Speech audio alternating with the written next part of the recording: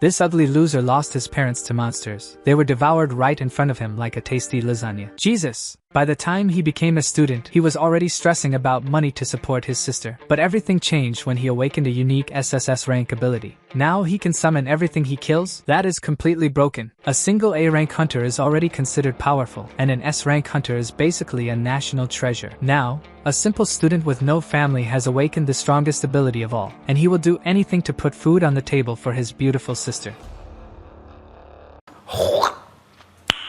Nice. The place in the mountains has a field on the ground full of people. A woman with glasses is catching the attention of the newcomers to explain. She is an instructor. Zhangzi popped up there. He sees how crowded it is and starts to notice each one. Further ahead, a guy who looks like a rocker is bragging about his A-level talent. Paying attention to the conversation of two guys in front of him, he hears them talking about it. In some corner, a man is struggling because he awakened a D-ranking talent. The other instructor, looking stern, tells them to get ready because they are going to distribute weapons. They form a line like those for getting snacks in the school cafeteria. It's important to know that the demon realm is not a game. You could kick the bucket. The battlefield is not the only danger. Some humans also need to stay alert. The instructor also says that to leave the realm, they need to return to the circle. Then it's Zhangzi's turn. The girl explains that after registering, he will be able to pick a weapon, asking about his level. The boy hid his talent level well, especially since he can't handle a brick on his back. He went to choose his weapon while some guys whispered, thinking he was rank D. The instructor is saying that the bow and arrow might be safer for attacking from a distance. People who do things carefully live longer. After distributing almost all the weapons, the instructor became very tired. They went to check the list of how many people with a rank higher than a passed. Only 3 in total. Meanwhile, the others rushed through the woods excited to start, but one stayed behind to train with the targets that were there. The instructor saw that Zhangzi was shooting at the targets and was having difficulties. For the protagonist, the bow was much harder to use than he thought it would be. In a real battle, he won't be able to keep trying until he hits, and he still doesn't know any summons. A long time later, the sun was blazing and numerous arrows were on the ground. Zhangzi is focused on his aim. He has already understood how to position himself and shoot. The arrow flew and hit right in the middle of the target, bullseye. Now he is confident after mastering about 80% of his aim. His fingers are tired and calloused. It's time for him to leave and start his journey in the demon realm. The realm is divided into layers. In the first layer, there are some monsters that resemble animals. A guy is screaming for help while he and another are fleeing from a huge turtle. It hit the ground with a paw, causing one of them to slip and fall while running. The guy on the ground was snatched up in its big mouth. Then, with a dry sound, an arrow hits her head, right in the center. Zhangzi is shouting to get her attention while the other guy makes a run for it. All excited, he calls the turtle to be his little friend. But it seems she didn't find the idea so cool. The tough one starts running to catch him. Unlike normal turtles, she is quite fast. Zhangzi is leading her to the big circle he spawned at the beginning. One of the pillars seems to sense their presence and shoots a precise lightning bolt at her. This hurt the turtle a lot, reducing her health to almost 0. Then, without wasting time, Zhangzi shoots 3 arrows at her at once, and thus he defeats his first monster in the demon realm. The turtle turns blue and begins to disintegrate into pieces, carried away by the wind. He obtained a blue orb that contains the demon's soul. An explanation about the orb appears to him. The orb can be sold, so he decides to keep it for later. An option to summon a copy of the turtle appears in front of him, and he presses it. The light that appeared is beautiful. He admires it for a few seconds during the summoning. Until the creature appears again, Zhangzi feels all giddy seeing what he managed to do. It seems the summoned lava turtle is gentle. He can even pet it. His eyes light up with the possibilities of things he can do from now on. The scene changed to a big rabbit punching a guy in the face. The guys are having trouble defeating the rabbit beast. Orange is the color in the sky now. The day is ending. A noise is heard, and one of the guys turns to see. It's a lava turtle. They tremble in fear as the monster approaches, and then they see better. The turtle is the summoning copy of Zhangzi, and he is riding on its back. Zhangzi is waving hello to the others, excited to see them impressed. The guys are wondering if the demons can be tamed now. Still with a red face, the guy who got punched suggests they tame the giant rabbit. But before he could see, the rabbit was already hitting him in the face again. The other two rush in to defend their friend who lost a tooth to the rabbit. They are already happy just to hit the monster with one of the weapons. Then the rabbit jumps back, distancing itself from the boys. A bit of strength is exerted, and its muscles multiply, increasing its size. Now it looks like a truly terrifying demon. One of the 3 is worried while the other tries to say they can defeat it. But 2 more rabbits jump out of the bushes to face them, and they nearly wet their pants. The sky becomes increasingly orange as the late afternoon passes. Zhangzi was admiring the sunset from atop his lava turtle. Meanwhile, the 3 boys from before are running like crazy. thinking it's the end for them. They run past the protagonist, telling him to run too, but Zhang Zi doesn't understand. He looks back and sees the 3 rabbits charging towards them at full speed. His body panics, but he manages to react. Quickly, he dodges a blow from the giant rabbit that had jumped to attack him. Zhang Zi commands his turtle to counter the blow with its tail. It takes a good chunk of health from the monsters with that strike, hitting them hard. But still, the damage isn't as great as that of the original lava turtle, and the rabbits start hitting the turtle, decreasing its health as well. The dark-haired guy is worried about his friend. She can't withstand the blows and is suffering. Suddenly, one of the rabbits is thrown far away, being exterminated. It was Zhang Zi who shot 3 arrows at it all at once. Soon after, the turtle hits another rabbit, earning a compliment from the boy. He manages to hit another rabbit with his arrows. Another long-eared one starts hitting the turtle's head. Zhang Zi has to take care of it. With his anger, he aimed the arrow at the rabbit and hit it several times on its body. Zhang Zi tells the summoning to hide in the summoning circle while he goes after another. But unexpectedly, it levels up with a fierce shout, increasing its size. The evolution allows it to finish off the remaining rabbit with a single final blow. It is thrown to the ground with force. The day had turned to night when everything ended, and they could sing victory. Now Zhang Zi can summon 3 copies of rabbits just like the ones he exterminated. And he does. 3 long-eared ones jump from that shimmering blue light again, strong and large. Now there are 4 beasts summoned by Zhang Zi. The next day, the sun was already strong and beautiful again. A message from the class information group was sent for him to go to the altar. Zhang Zi was curious about what could be so urgent. Again in the huge stone circle filled with people. The instructor explains that they invited a master of demon taming to help them. This beautiful girl with pink hair is Liu Yuning. Her talent is the shadow of the moon. People whisper about her being the genius who went to a renowned academy for training. She explains that to defeat the shadow wolf, they must follow her orders. Everyone present receives the invitation to join her team. Zhang Zi notices that some of her information doesn't appear. She must be really strong. The group set out on the mission to defeat the shadow wolf with the master. Zhang Zi decides that he won't summon all his copies and wants to hide his power. Out of nowhere, 2 long-eared rabbits and a lava turtle appear to fight with them. A girl behind Liu Yuing says they need to attack all the monsters together. But before anyone can move a finger, the master had already finished them all quickly. Most were surprised by her agility. They saw why she is considered one of the best. She exterminated the 3 monsters with a single blow. This must be the power of someone at level S. With her vibrant green eyes, she looks back and tells them to keep moving. Zhang Zi, who observed everything, was also impressed. It seems the wolf will be hers. Night fell, illuminating the dark sky, and a wolf's howl was heard coming from the top of a peak. Someone says it's the cry of the shadow wolf. They have arrived at the location. But ahead there was a kind of dark portal that Liu Yuing was approaching. It is through that portal that the shadow wolf will soon appear, so they must move away. Gradually, a type of foul-smelling smoke began to emerge from the portal along with a breeze. And the shadow wolf appeared. He is dark as night, and his eyes were sparkling. Unable to see anything because of the smoke, they could not move and risk running into the creature. But Liu Yuing was ready for what was to come, holding her sword in her hands. The wolf was running around her while some people complained about not being able to see. Without waiting any longer,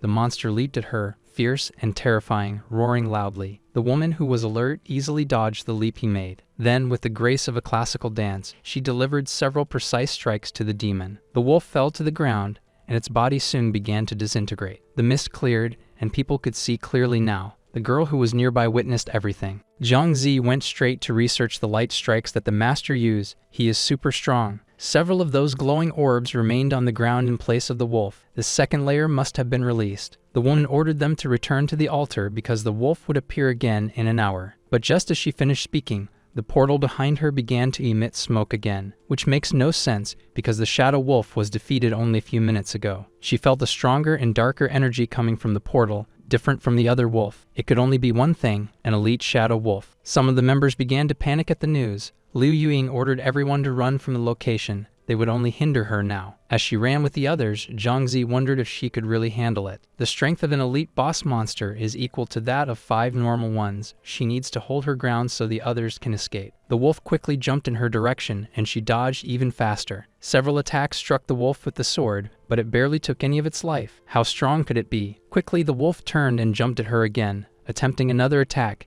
This time he succeeded. Several scratches hit Liu Yuning, and ketchup began to ooze from the cuts. Even for her, the wolf seemed too fast, but she could not give up. Zhang Zi paused to think for a moment. It's not every day you encounter a powerful monster like that wolf. Liu Yuning was already quite injured. She hadn't expected him to be this strong. All this time, she had only managed to take away half of his life, and she was already extremely tired. The animal was preparing to deliver a new blow. She also began to prepare, but she couldn't because she had lost so much ketchup that she could no longer use her abilities. Then the wolf, standing in front of her, lunged like a lightning bolt and struck Liu Yuying. She was thrown backward and fell to the ground from the blow. Showing his enormous teeth, he roared. She was now lying on the ground. 3 arrows struck the monster from the side, causing it to shift its focus to Zhang Zi now. A little distance away from the two, he began to call the wolf to chase after him. Liu Yuying recognized him as one of the newcomers in the demon domain. She watched as he dodged a bite from the wolf and urged it to run away. The wolf charged after him,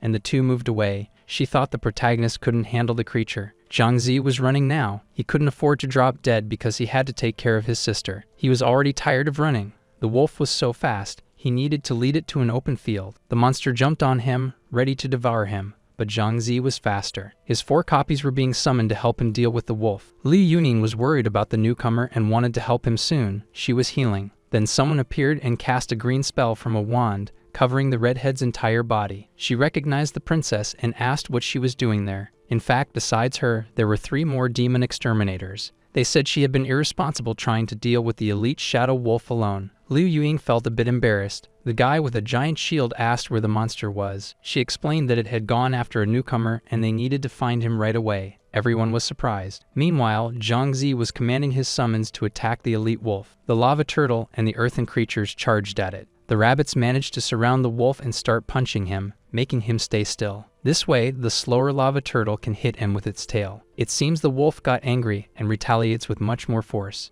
One of the rabbits evolves to level 2, so Zhang Zi devises an attack strategy. He instructs the turtle to block the attacks while the rabbits deal more damage to him. The night is passing, and unfortunately, one of the rabbits lost its life. Zhang Zi sees it falling lifeless after taking a very strong blow from the wolf. Now Zhang Zi is angry. If the monster doesn't go down soon, he will run out of copies. With one last brutal blow, the turtle hits the wolf on its back, making it scream. They did it. The elite shadow wolf was finally defeated. It was close. The remaining summons have little life left. The orbs he gained are of medium level, along with a necklace and a knife for combat. Since he doesn't fight hand to hand, he will keep them to sell later and make some money. Zhang Zi turns around and pets his remaining rabbit. He laments losing 2 of his beasts, but that's how it is. Nothing ventured, nothing gained. Then he summoned his copy of the elite shadow wolf. It truly is an unforgettable achievement from the first layer that he will never forget. The night has progressed and now it's late. Time to go back because he has class tomorrow. Later, the other exterminators found the location with the marks of the battle on the ground. The more experienced ones really doubt that the rookie managed to defeat the wolf. The guy with the big shield recognizes Zhang Zi's kind heart when he returned to save the others. Tomorrow, Liu Yuying will go to school to talk to the teacher about the student.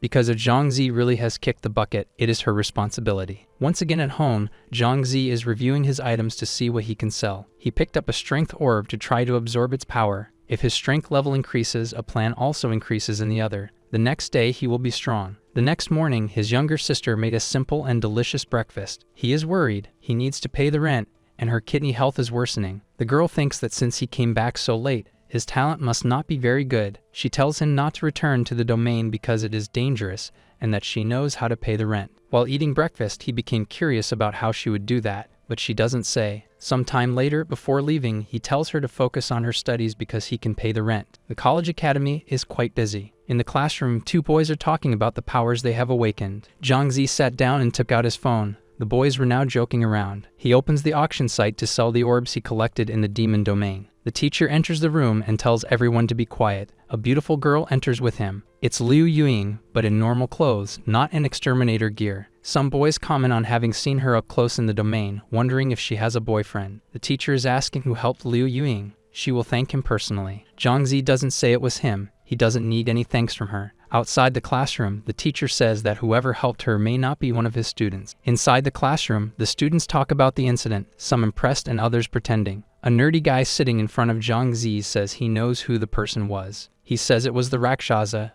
Zhang Zi tries to say that it might not have been him. The chubby guy invites him to go to the domain with him and 2 girls. Zhang Zi declined. The other one asks if he needs money for his sister. Zhang Zi says everything is fine, and the chubby guy tells him to meet him in the domain. Later, while cleaning the academy floor, he thinks about selling more orbs so he won't have to work there. In a corner, some students are praising another 5th-year student. He seems advanced. He says he isn't that strong. If he only had half of Liu Ying's strength. Zhang Zi thinks that student is indeed very powerful, facing a punching machine. He throws a strong punch there to see how much the score will be and is surprised. Even absorbing just one demon's soul or his strength has already increased much more. Your phone rings with a message from your sister saying she will study at a friend's house again. As soon as he returned to the demon realm, he was determined to collect more orbs. Looking at his inventory, there are 7 slots available for him to place more summons. In a more secluded area, he decided to summon his elite Shadow Wolf copy. He wants to catch a few more lava turtles and then send the wolf to fight. Zhang Zi is shooting arrows while the wolf charges in, defeating another one. They even managed to defeat another big-eared rabbit. An hour later, his mini army of monster copies was formed to head to the next layer. Suddenly, he hears someone shouting for help from afar. He sees the chubby guy with the 2 girls fleeing from some guys coming out of a portal. The chubby guy is begging 2 men not to exterminate them because they are newbies. They say that indeed, they have nothing, but they can kidnap him. In such cases, the hostage rarely comes out alive. Unfortunately, the police can't do much. Xiu Pang tries to say that his family is poor, but the guys heard him say he lives in a mansion. The red-haired guy uses a power to make him stop running. The chubby guy and the girls are trapped in a red smoke that binds their legs. With a sharp axe pointed at his neck, he demands that the chubby guy talk about his family. He refuses to give any information about that. The crazy guy threatens to cut off a little hand. Then an arrow is shot at the guy, hitting his arm with the axe. Now the guy is very angry, shouting to know who shot at him. Then he sees Zhang Zi behind a bush. Zhang Zi calls them a bunch of trash that does senseless and malicious things. One of the guys runs towards him, and he starts running too. Then the whole gang starts chasing him to catch him and make mincemeat of him. Zhang Zi is clever. He is going down a path he knows that can throw them off. He lures them into a dead-end alley. The guys, of course, mock him, thinking Zhang Zi made a stupid choice. Little do they know. With a disturbing look, the crazy guy with the axe says he wants to torture him. Zhang Zi asks if when he takes someone's life in the demon realm, the people outside won't find out. The crazy guy says no, nobody finds out about anything, walking towards him. Zhang Zi crouches down, saying that if that's the case, then it's actually great. He has some guests for the occasion. Then, forming a circle around the men, he begins to summon the copies. The turtles and rabbits appear roaring.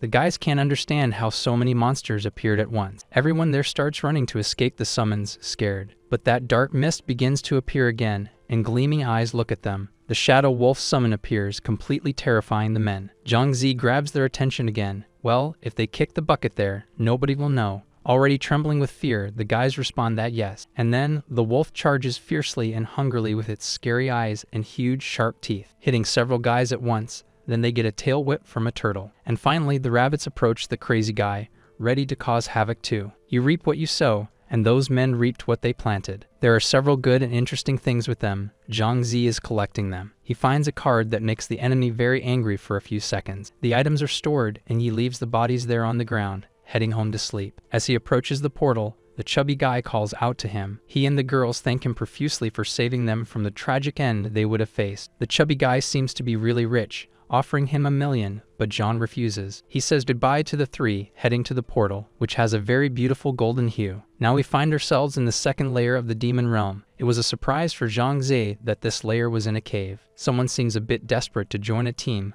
but Zhang Zi prefers to stay alone. At this level, he will deal with worse monsters. Spiders, bats, and even demon frogs. He was noticing how the animals were stronger, distracted by the book while walking. Suddenly, he stops and notices something strange. A presence in the spider web scares him. A huge green poisonous spider with enormous legs is descending to catch him. It is indeed large, with intense eyes. Zhang Zi begins to summon one of his copies to deal with it in that place. 2 big-eared rabbits emerge from the beam of light. One of them charges straight at the spider to punch it, but the animal is faster and cuts the web, causing it to fall on top of him. She turns her backside towards him and releases a green, slimy goo all over. The rabbit is taking damage and is trapped in its web, worrying Zhang Zi. All the summons receive the order to attack the huge spider together, preparing themselves. It worked. The venomous spider was defeated, and it is starting to disappear. Zhang Zi felt somewhat disappointed. His level 2 rabbit perished, and he only gained 2 orbs. Without lamenting too much, he summons the venomous spider and sees how strong it is compared to the others. Some time later, he continues walking through the cave,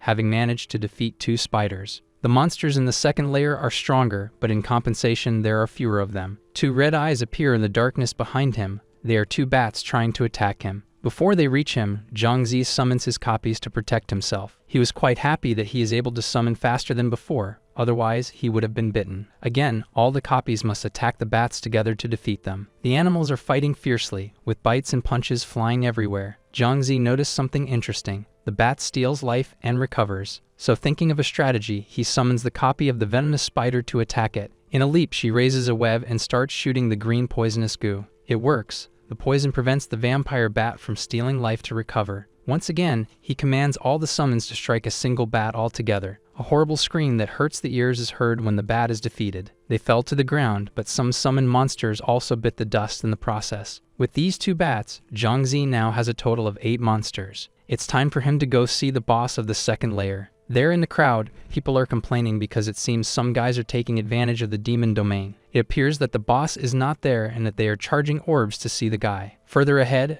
a group of guys is telling everyone to shut up. He shows a sign with the amount they need to pay to see the boss. 10 orbs. The monster exterminators are outraged. They think the price is too high for this. With a grumpy face, he asks if anyone else wants to fight the layer boss. From the back, Zhangzi emerges, approaching to talk to the guy about this. He says he doesn't have the orbs and offers 10 gold bars to pay the amount. The guy warns him not to try to trick them, because the consequences will be terrible. Finally, the guy relents, and all excited, he decides to go show the boss of that lair, the sky-swallowing frog. Zhangzi is also feeling excited. He knows the guy must be doubting him. After passing through the corridor, they arrive at the fight location. Someone is there. The man looks very strong, with lines on his eyebrows and almost bald due to his short hair. Still chattering, the young man tells Zhangzi to stay close but not to interfere with the fight. They enter the cave further ahead and discover that it is simply gigantic. Zhangzi peeks at what is in front of him, as the big guy is blocking his view. What his eyes see puts him in a panic. It is a hideous and enormous frog that is there. Zhangzi wonders if the frog really swallowed the sky while the guy prepares to fight. In a rush, the man runs towards the monster. Fire is coming from his hands. He hits the frog with several consecutive punches, and the others watch the scene in admiration. Without further ado, the frog spits out a fireball so large that it is bigger than the man. The people around move aside to avoid being hit. The muscular man climbs onto the frog and is now punching it in the big head. Zhang is getting worried. The frog's health is running low, and he wants to have a copy of the monster. With fire in his eyes, the man prepares to deliver the final blows that will be fatal. The frog is screaming, but the man doesn't stop.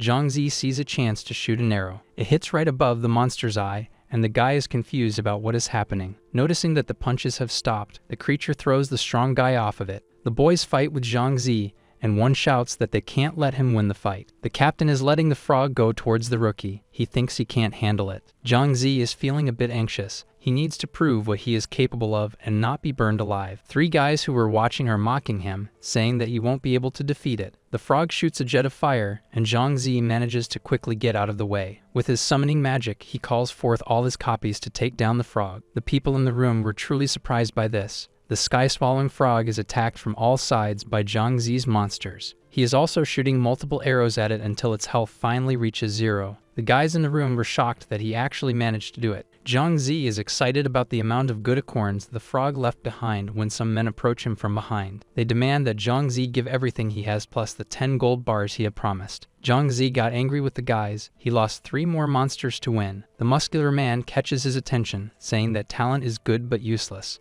Then with a leap he finishes off the remaining vampire bat. Seeing him stepping on the summon made Zhangzi's nerves tremble with rage. With foul words, the man insults Zhangzi's type of ability, the monster summoning. Zhangzi is already thinking about what to do with all those men. He wants to get rid of them. Someone shouts for everyone to stop the discussion right now. He is a type of inspector who manages things there in the demon realm. Zhangzi realizes that the man is important and has power there, deciding to stay quiet. The guy is telling the boss that they can't let anyone find out about the wrong things they did, but the inspector is smarter and had recorded everything they said at that moment. The atmosphere becomes heavier when the strongman says he won't have the chance to use it as evidence. Half scared, the inspector realizes he will kick the bucket if he lets the big guy lay hands on him. Now Zhangzi and the skinny inspector are surrounded by the muscular man and his gang. To our protagonist's surprise, the other one is saying he will protect him from the others, and that after everything is over, they will be introduced to his superior. One of the guys runs to attack the two, but the inspector casts an ice bolt, freezing him. Even with a super strong ability, it takes him 60 seconds to use it again. The muscular man orders all the men to attack. One of them runs toward the fight. With elegance, the inspector dodges the attack and counters with a super kick to his stomach. We discover that he graduated from a hand-to-hand combat academy. He is not just a nerd. Raising his voice, he commands the strongman to surrender immediately and obey the laws. The same guy who was kicked laughs and passes a magical golden light to the muscular man, who charges to attack the inspector with his hands on fire and rage boiling. Confident, the inspector launches an ice bolt, but it has no effect on the other's body. He tells Zhang Zi to run because they won't be able to handle the damage that will be caused. The almost bald man threatens, saying that none of them will escape the blow. Then he shouts, ready to deliver a fatal blow, making the inspector tremble with fear. Unexpectedly, a lava turtle blocks the fire, and he does not hit the four-eyed one. A venomous spider shoots a web that hits the guy who was trying to strike. Zhang Zi tells the inspector to leave the rest of the fight to him. He explains that he doesn't need to move because the ones fighting are the summons. Suddenly, a purple smoke begins to appear in the air. Someone asks what that is. The elite Shadow Wolf copy appears, leaving some guys scared. The muscular man had already torn the spider webs that were holding him with even more anger than before. Finally, the terrible sky-swallowing frog is also summoned by Zhang Zi. Some guys are really scared, not believing that the layer bosses were summoned by Zhang Zi. There is no turning back. The muscular man will fight while the others will attack the two. He takes a huge leap into the air to start the confrontation. Zhang Zi commands the Shadow Wolf and the sky-swallowing frog to finish him off. The frog is hit by a punch and loses a chunk of health right from the start. Shooting a jet of fire back, the muscular man quickly dodges to the side. Another strong punch hits the frog. It lets out a pitiful scream, losing another piece of its health. Zhang Zi realizes he will finish off the frog before dealing with the Shadow Wolf. The man with the headband interrupts again, saying that the muscular man has already killed several of that frog. Zhang Zi makes an important decision. He will use a valuable artifact in this fight. He picks up that berserk talisman he found earlier, and the inspector is surprised. He throws it to the elite Shadow Wolf, and the talisman begins to be absorbed by it. The wolf growls as it transforms, its fur becoming even darker and its eyes red. The muscular man also notices that the wolf's energy has changed. Now he wants to catch it. Everyone is astonished by what they are seeing in front of them. Thinking about this, the muscular man does not remember having attacked the Shadow Wolf. He cowardly flees to save his life after having messed with the wrong guy. Even Zhang Zi mocks this. It's too late to run now. Like a lightning bolt, the Shadow Wolf darts towards the man who was fleeing. It unleashes its sharp claws, ready to finish the guy off. The wolf is so fast that we can't see it, hitting the muscular man in the back. A thud is heard as he falls to the ground on his knees, his companions calling for him. And it's not that he is surprised by Zhang Zi's strength. He finally recognizes it. Then the man falls forward, defeated. Terrified, the other guys want to flee. If even their boss has kicked the bucket, they wouldn't stand a chance. But before they can run far, the wolf appears, devouring all of them. The inspector, who has observed everything, is thinking about how to control the protagonist with such power. In the distance, some little people come running. They are the inspector's companions. Meanwhile, Zhang Zi is rummaging through the things the guys left after leaving. He finds a very beautiful golden card and becomes curious about it. The card can be used to enter the death zone that Zhang Zi has never heard of before. He is finishing absorbing the power from those orbs when the inspector approaches, complimenting him. His proposal to invite Zhang Zi to join his team is declined with a no. Still, the inspector gives him his number in case he changes his mind. Zhang Zi is almost leaving through the portal when the four-eyed man calls for him again. He tells him to never betray the people or the country, no matter how powerful he becomes. Zhang Zi reassures him, saying that he is also a citizen, and steps through the portal. Now we see a new setting, many trees, mountains, and birds flying. Zhang Zi notices that there are even fewer people in the third layer than in the second. Curious, he picks up the demon guidebook to take a look at the monsters. There are some tiny goblins wielding swords, others throwing stones. Now the monsters are not beasts or insects, but they begin to resemble humans. He realizes that it is getting late and decides to return home before dawn arrives. Back home, he wonders why all the lights are off. He goes to his sister's room and calls for her. When she doesn't respond, he decides to enter. She is not in bed and hasn't come home yet, even this late. He grabs his phone to call her and asks if she is still studying at a friend's place. But someone else answers, telling him to go to the dance hall because something has happened to her. Zhang Zi runs as fast as he can. It is the most luxurious dance hall. He is nervous. He thinks she might be working there to earn money. The security guys are quickly kicked to the ground by Zhang Zi. He continues running to enter the venue.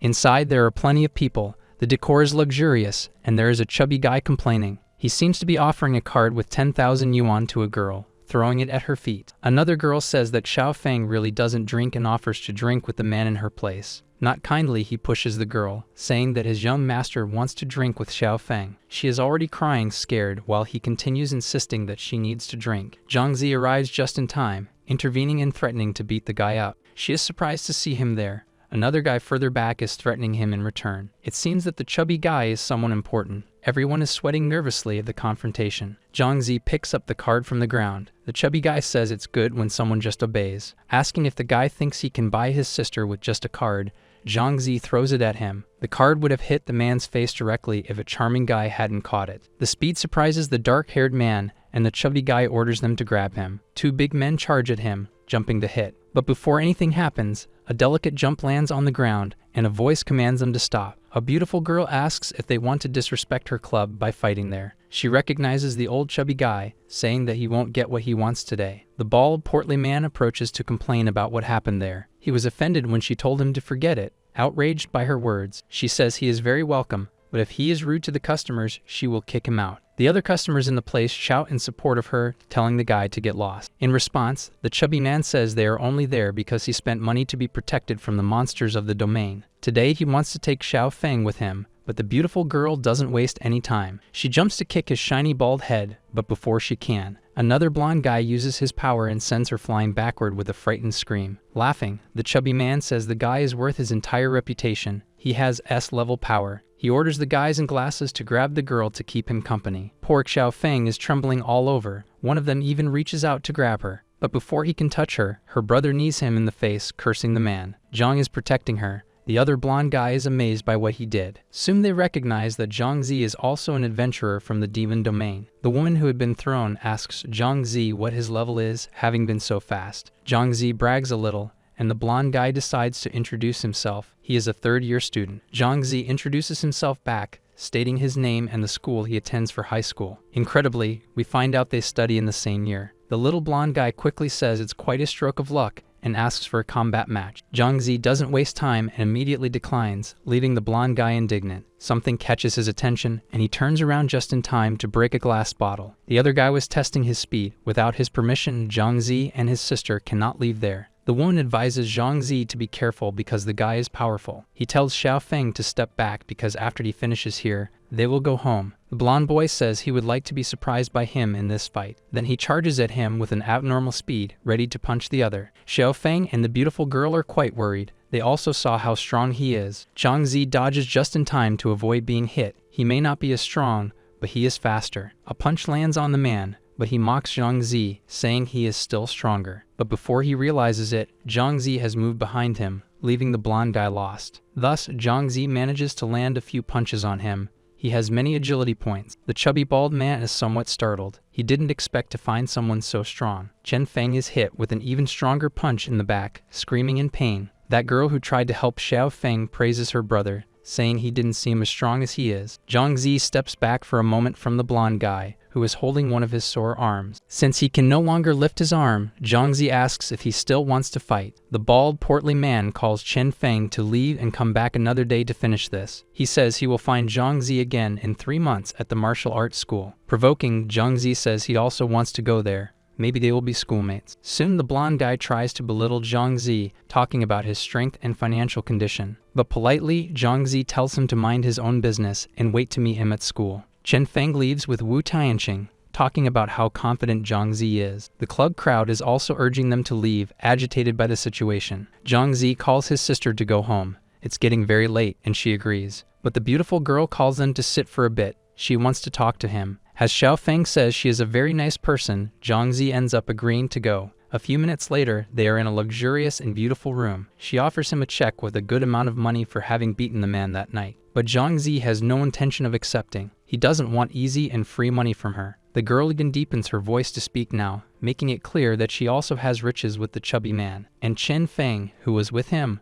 wanted to cause trouble, so the money is a thank you. After his sister spoke, he accepted. If they have problems with Chen Feng again, they can call him. Then they get up. The woman thanks him once again and sends someone to accompany them. As soon as they left the building, he started scolding Xiao Feng for being there. Even though the salary is very high, He doesn't want her working there at all. All sweet, she praises him, saying it was really nice when he fought earlier, but he didn't pay her any mind, telling her to go home and sleep because she has class in the morning. The next day at school, Zhang Zi is almost entering the classroom when someone shouts calling him. The chubby kid from school is recounting how he almost got kidnapped the day before. He says he almost kicked the bucket if it weren't for Rakshasa, our protagonist. He feels so grateful that he wants to become his apprentice. Little does he know it's Zhang Zi. In the same moment, another classmate appears to talk to him. The handsome guy wants to know if it was Zhang Zi who cleaned the martial arts hall the day before. Zhang Zi gets a bit nervous thinking he might have seen how much stronger he is. The guy asks exactly who hit the attack machine,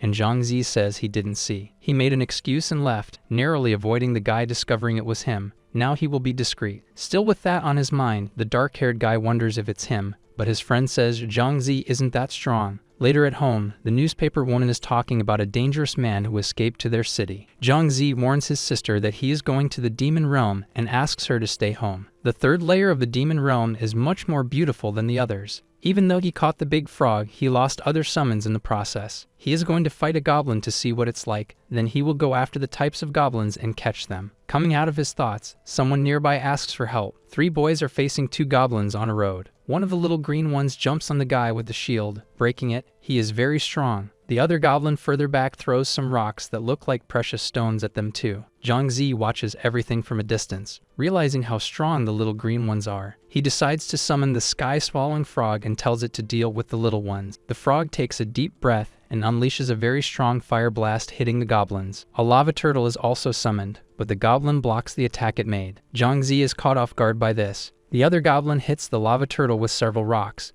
taking away a lot of its health. Unable to resist, his lava turtle is defeated and falls to the ground lifeless. Zhang Zi tells the frog to attack the shooter goblin now. He is already with his bow and arrow. Once again, the beloved giant frog shoots its fire, dealing incredibly high damage. But the pesky goblin is so strong that he is still alive, with just a sliver of health left. Zhang Zi summons the elite shadow wolf in 2 seconds to finish the job. To both Zhang Zi's and the other goblin's surprise, the stone shooter runs away. Zhang Zi wonders how he will fight them and still have to chase after the goblins. A level 3 rabbit copy is summoned, and it shoots like an arrow. Now that there is only 1 goblin left, Zhang Zi still asks if he wants to fight more. As the creature takes a long time to respond, he sends the wolf and the frog to attack right away. The little green one fell to the ground. It took only 10 minutes to finish him off. Zhang Zi summoned his new treasure to see what abilities the goblin has. Surprisingly, what he lacks in size, he makes up for in strength. He notices that his rabbit still hasn't returned, and quite a bit of time has passed, until a message appears for him saying that the rabbit is gone, and he can't believe it. Suddenly, he hears a very loud noise as if a crowd is running, and it is indeed a crowd of little goblins full of rage running. Zhang Zi panics a bit when he sees that the stone shooter called all his friends. Even if he used all his summons, he wouldn't defeat all of them. Zhang Zi starts running. He is heading to the teleportation center of the lair. The herd of goblins suddenly stops.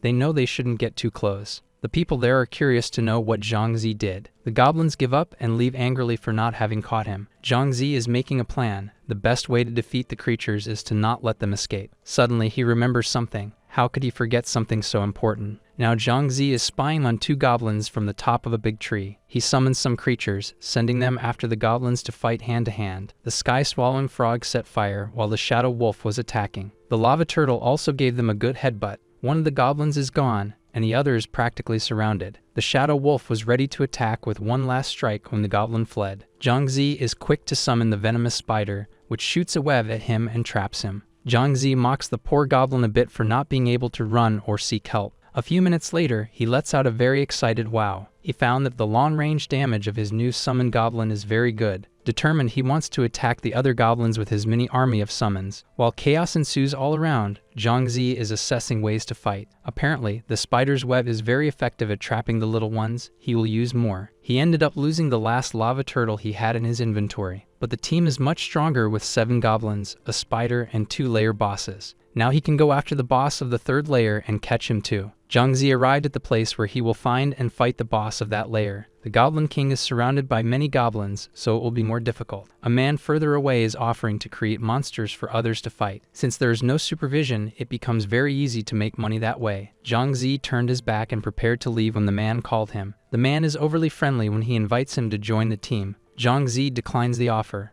There are too many people, and he prefers to do this only with his summons. These people also think he won't be able to do it, but he is going for the boss. The tent where the lair boss is located is surrounded by goblins, and there aren't many people. He summons his treasures to attack and draws his bow to shoot arrows from afar. While the summons fight the goblins, Zhangzi runs to enter the tent. Taking a quick look at his map, the Goblin King must be inside. Hearing several cries for help, Zhangzi realizes that other people are already fighting him. The tent door opens, and he sees the crowd desperately trying to escape from the goblins and the king. The group of adventurers is completely surrounded with nowhere to run. Zhangzi recognizes the group from before. He looks for the guy in the purple outfit, but can't find him. More attacks are directed at the people. The goblins show no mercy in their beating. It continues until no adventurer is left alive, only their colorful orbs on the ground. Zhangzi understood. The guy in the purple outfit brings people there to be defeated and take their loot and weapons. He crouches down and picks some up in his hand. All of them cost the lives of those newbies. When he was about to grab another sharp knife, he accidentally hits the jar that was on the ground. The Goblin King noticed his presence and shot at him. He is ready to attack once again. Just calling Zhangzi an intruder is enough for the little ones to charge at him. His copies were quickly summoned in time to fight those goblins for him. The fight among the little ones was fierce.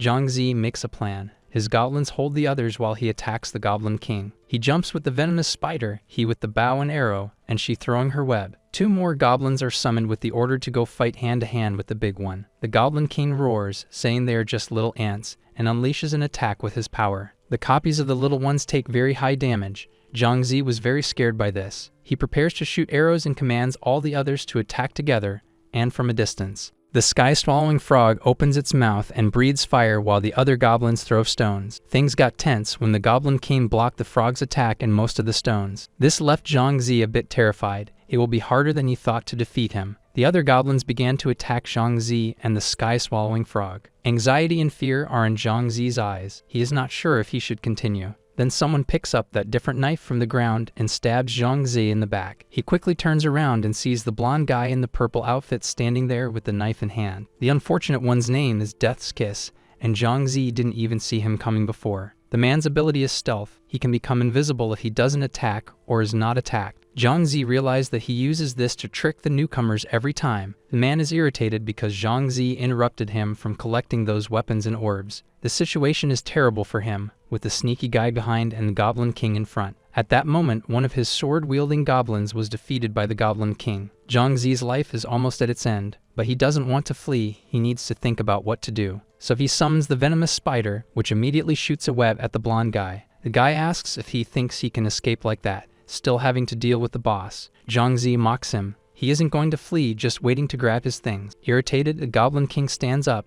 and Zhangzi retrieves all his summons. The other one calls him crazy, but Zhangzi is already running and laughing. Now the boss will attack the guy trapped in the web. The Goblin King is already raising his arms, ready to attack when he realizes he has been tricked. Before it's too late, the blonde uses his ability to become invisible. Stopping immediately, the big goblin is left confused, trying to understand what happened. Zhangzi returned to the tent, and his return left the guy afraid of what he might do. He already expected the adventurer to become invisible, so he came back to lend a hand. An arrow hits the chest of the man trapped in the spider web, and now he is visible. The lair boss noticed too, and his eyes gleamed with a thirst to finish him off. Several blade strikes are dealt to the poor guy. He could only groan in pain. He still tries to resist and looks at Zhangzi with anger, threatening to take his life. Zhangzi is playing with him, saying it's the guy's turn to face the boss. Another arrow is shot from Zhangzi's bow and lands in the man's chest, and with a firm and painful final blow, the Goblin King puts an end to him. Zhangzi says something wise. You reap what you sow,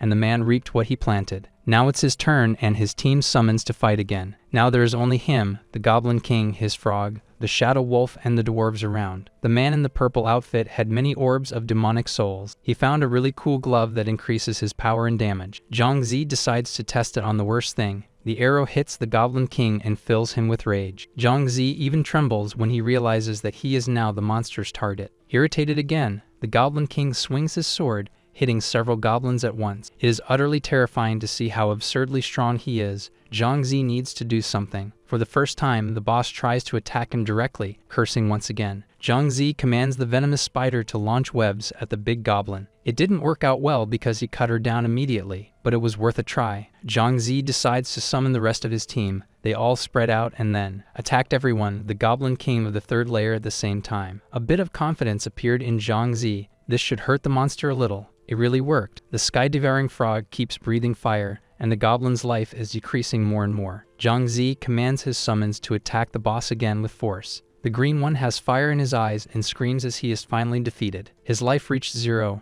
and he fell to the ground, his body finally turning blue. Zhang Zi was so excited about this. This fight took a while. The Goblin King's throne begins to crack, and a beautiful, shining thing appears. After breaking the last pieces of stone, a beautiful portal is revealed, leading to the 4th layer. Zhang Zi grabbed one of the orbs and saw that it is of a very high rank, just as he expected. As he did with all the previous ones, he also summoned the Goblin King right after. He appeared strong, big, and very green, of course, just like before, an exact copy. Zhang Zi gave him a good flick on the head, saying it was very difficult to defeat him, but from now on he is his, finally. Even though the Shadow Wolf is the weakest among the 3 bosses, he will level up. He looks at the panel of his summons, deciding which ones to choose to fill. He even thinks about defeating a Goblin King again when he reappears in the area. He was entering the 4th layer when someone shouted at him to stay still. Several people are approaching with weapons, telling Zhang Zi to surrender. When he turns around, he finds himself surrounded by armed men, swords, and shields. A guy with a curly hairstyle asks where the other adventurers are. Zhang Zi explains that he hasn't even formed a team, they have the wrong person. The guy tells him to shut up and says they received a report that someone was deceiving the newcomers there. These people are the inspection team from the Demon Domain Management Department. The blonde says he can't even try to escape through the 4th layer, or she will shoot. Zhang Zi thinks for a moment and realizes that if he resists, he won't be able to win against them. With nothing else to do, he raises his arms, accepting to be taken and surrendering. But a young man appears just in time, saying that Zhang Zi is not a criminal. He recognized the guide who fought with him when he got the sky-swallowing frog. Everyone greets him as the boss, but he only greets Zhang Zi. Curiosity strikes, and Zhang Zi asks when he became the boss since he was an inspector. Proudly he says it's all thanks to him, Rakshasa. He thanks Zhang Zi because it was because of that day that he ended up being promoted. The girl says that when they arrived, he was the only one there. If it weren't for him, who would it be? The boss says that Rakshasa is his friend, and the reported guy was called Kiss of Death. He asks Zhang Zi if he has seen the guy and the newcomers around. Unfortunately, they are late. They have all kicked the bucket. The former inspector shouts in surprise, saying he needs to catch that sneaky Kiss of Death. But Zhang Zi says he will never find him since he defeated him himself. People start talking about how the blonde had a high level and was too strong, not believing it. Zhang Zi decides to show them his list of defeated foes to prove he defeated the guy. They are genuinely surprised that he defeated the guy and the Goblin King as a newcomer. Everyone starts talking about him being a prodigy newcomer in the demon domain. The boss sincerely thanks Zhang Zi for eliminating a threat to the people. Then, as if wanting to end the conversation, he turns and says he will go to the 4th layer. But before he crosses, the boss calls him and gives a warning about what is to come. The Kiss of Death was part of a super powerful organization that is hard to find. He invites Rakshasa to join the department to avoid being caught by them. Zhang Zi stops and thinks for a few seconds about what he just heard. Then he turns and says it's all right. He can take care of himself. The boss continues to watch even after Zhang Zi leaves, proud of the young man. The 4th layer of the demon domain is different from all the others. There is a shining barrier around the altar. It seems like Zhang Zi is in the desert. Zhang Zi sees that people are screaming because they are trapped and cannot explore the 4th layer. Someone shouts that a death zone has appeared in the 4th layer. Zhang Zi remembers that he has an invitation to this death zone in his backpack. One of the guys on the other side of the barrier says they need to keep the domain in balance. A death zone has indeed appeared, but many people don't know what it is. It is as if it exists in another dimension. Almost no one knows the death zone. All they know is that it appears from time to time in a layer of the domain. With the danger of the death zone, the difficulty of the 4th layer increased to 10. The man continues saying that this is for their own good, even if they don't believe it. A guy is insisting a lot to pass, but if he does, he will face the consequences. The guards allowed the shouting man to pass through the barrier. Confidently, he said he wasn't scared by all that talk of danger. The hooded man asks if anyone else wants to pass through the altar barrier, but before anyone could decide whether they wanted to pass or not, a scream echoed from afar. That guy rushed back to the altar as fast as he could. He said that the monsters have undergone some kind of mutation and are much scarier now. There really is a death zone. The guard asked if everyone believes him now. People are ordered to leave the 4th layer and return a few days later. Zhang Zi had some people complaining about this, but there is nothing they can do. He also decides to go back. Luckily, the next day is Saturday, and he has no classes. Meanwhile, in the death zone, a terrifying monster is roaring at someone. The guy is ready to attack, running in his direction, drawing his sword. With some super powerful strikes, a monster is defeated and falls backward. The giant zombie is gone, leaving a lump of demon soul in its place on the ground. The young man picks up the ball, and when he looks at it, he sees there is a message. He received the message. The kiss of death has kicked the bucket. Its layer is very deep, and in front of him, there is already another gigantic monster that is frightening. At Zhang Zi's house, they finish having breakfast, and he tells his sister to stay home because he is going out. A guy arranged a job for Zhang Zi to do. His little sister was very worried, but he reassured her and left the house. He followed the address on his phone so he wouldn't get lost on the way. The girl was already there, and when she saw him, she waved and called his name. She invited him to come in, saying that her cousin is inside waiting. They are in a storage room with boxes everywhere on many shelves. The girl introduces Zhang Zi to her cousin, and the cousin to Zhang Zi. The muscular guy quickly said he heard that Zhang Zi needed money. Zhang Zi really wants a job, but he still doesn't know what they do there. Then the guy invites him to go to the occupied zone. Zhang Zi doesn't know what that is. Many cities were destroyed by the monsters of the Dominion, and many treasures were left behind. They are a team with one more blonde, a bald guy, and a chubby guy who doesn't care about danger. The job is legal, and many rich people want to collect the treasures from that zone. The chubby guy, who also seems to be a good person, approaches and invites him to join. 300,000 is the amount each one will get on this work trip. It's a lot of money. Zhang Zi wants to accept because with that amount he will pay for his sister's sick kidney treatment. After he accepted, the cousin warns that since the mission is dangerous, the money changed to 3 billion. Everyone was happy. That means he will receive 600,000, not 300,000. Even though he is happy about this, he is also worried and asks what they will be looking for there. It's a scroll with things drawn in very ancient and precious writings. With everything explained, it was agreed that they would meet at 4 in the morning. The next day, very early, Zhang Zi is asking why his sister woke up so early. He found the apples on the table strange, and she said that the new neighbor gave them. This guy is really generous since fruits and vegetables have been very expensive lately. He quickly turned to grab his bag and leave, telling her not to accept things from strangers. Since the mission is dangerous, Zhang Zi used all the demon souls to become stronger. His abilities improved a lot, so he should be able to fight a monster. The meeting place is at a wall in an abandoned area. The whole group of guys was already there waiting for Zhang Zi to arrive. A plucked chicken is offered to Zhang Zi for emergencies. Monsters like to eat meat. If Zhang Zi gets caught, he throws the chicken to the monster. He keeps the chicken in his bag. The other guys are already climbing the wall. Zhang Zi also starts to go up through the door. He reaches the top quickly. On the other side of the wall, the city is in chaos, monsters everywhere, and everything is destroyed. The cousin tells him to stay close and follow his orders so nothing bad will happen. Without further ado, the group starts to descend the wall. The city is deserted.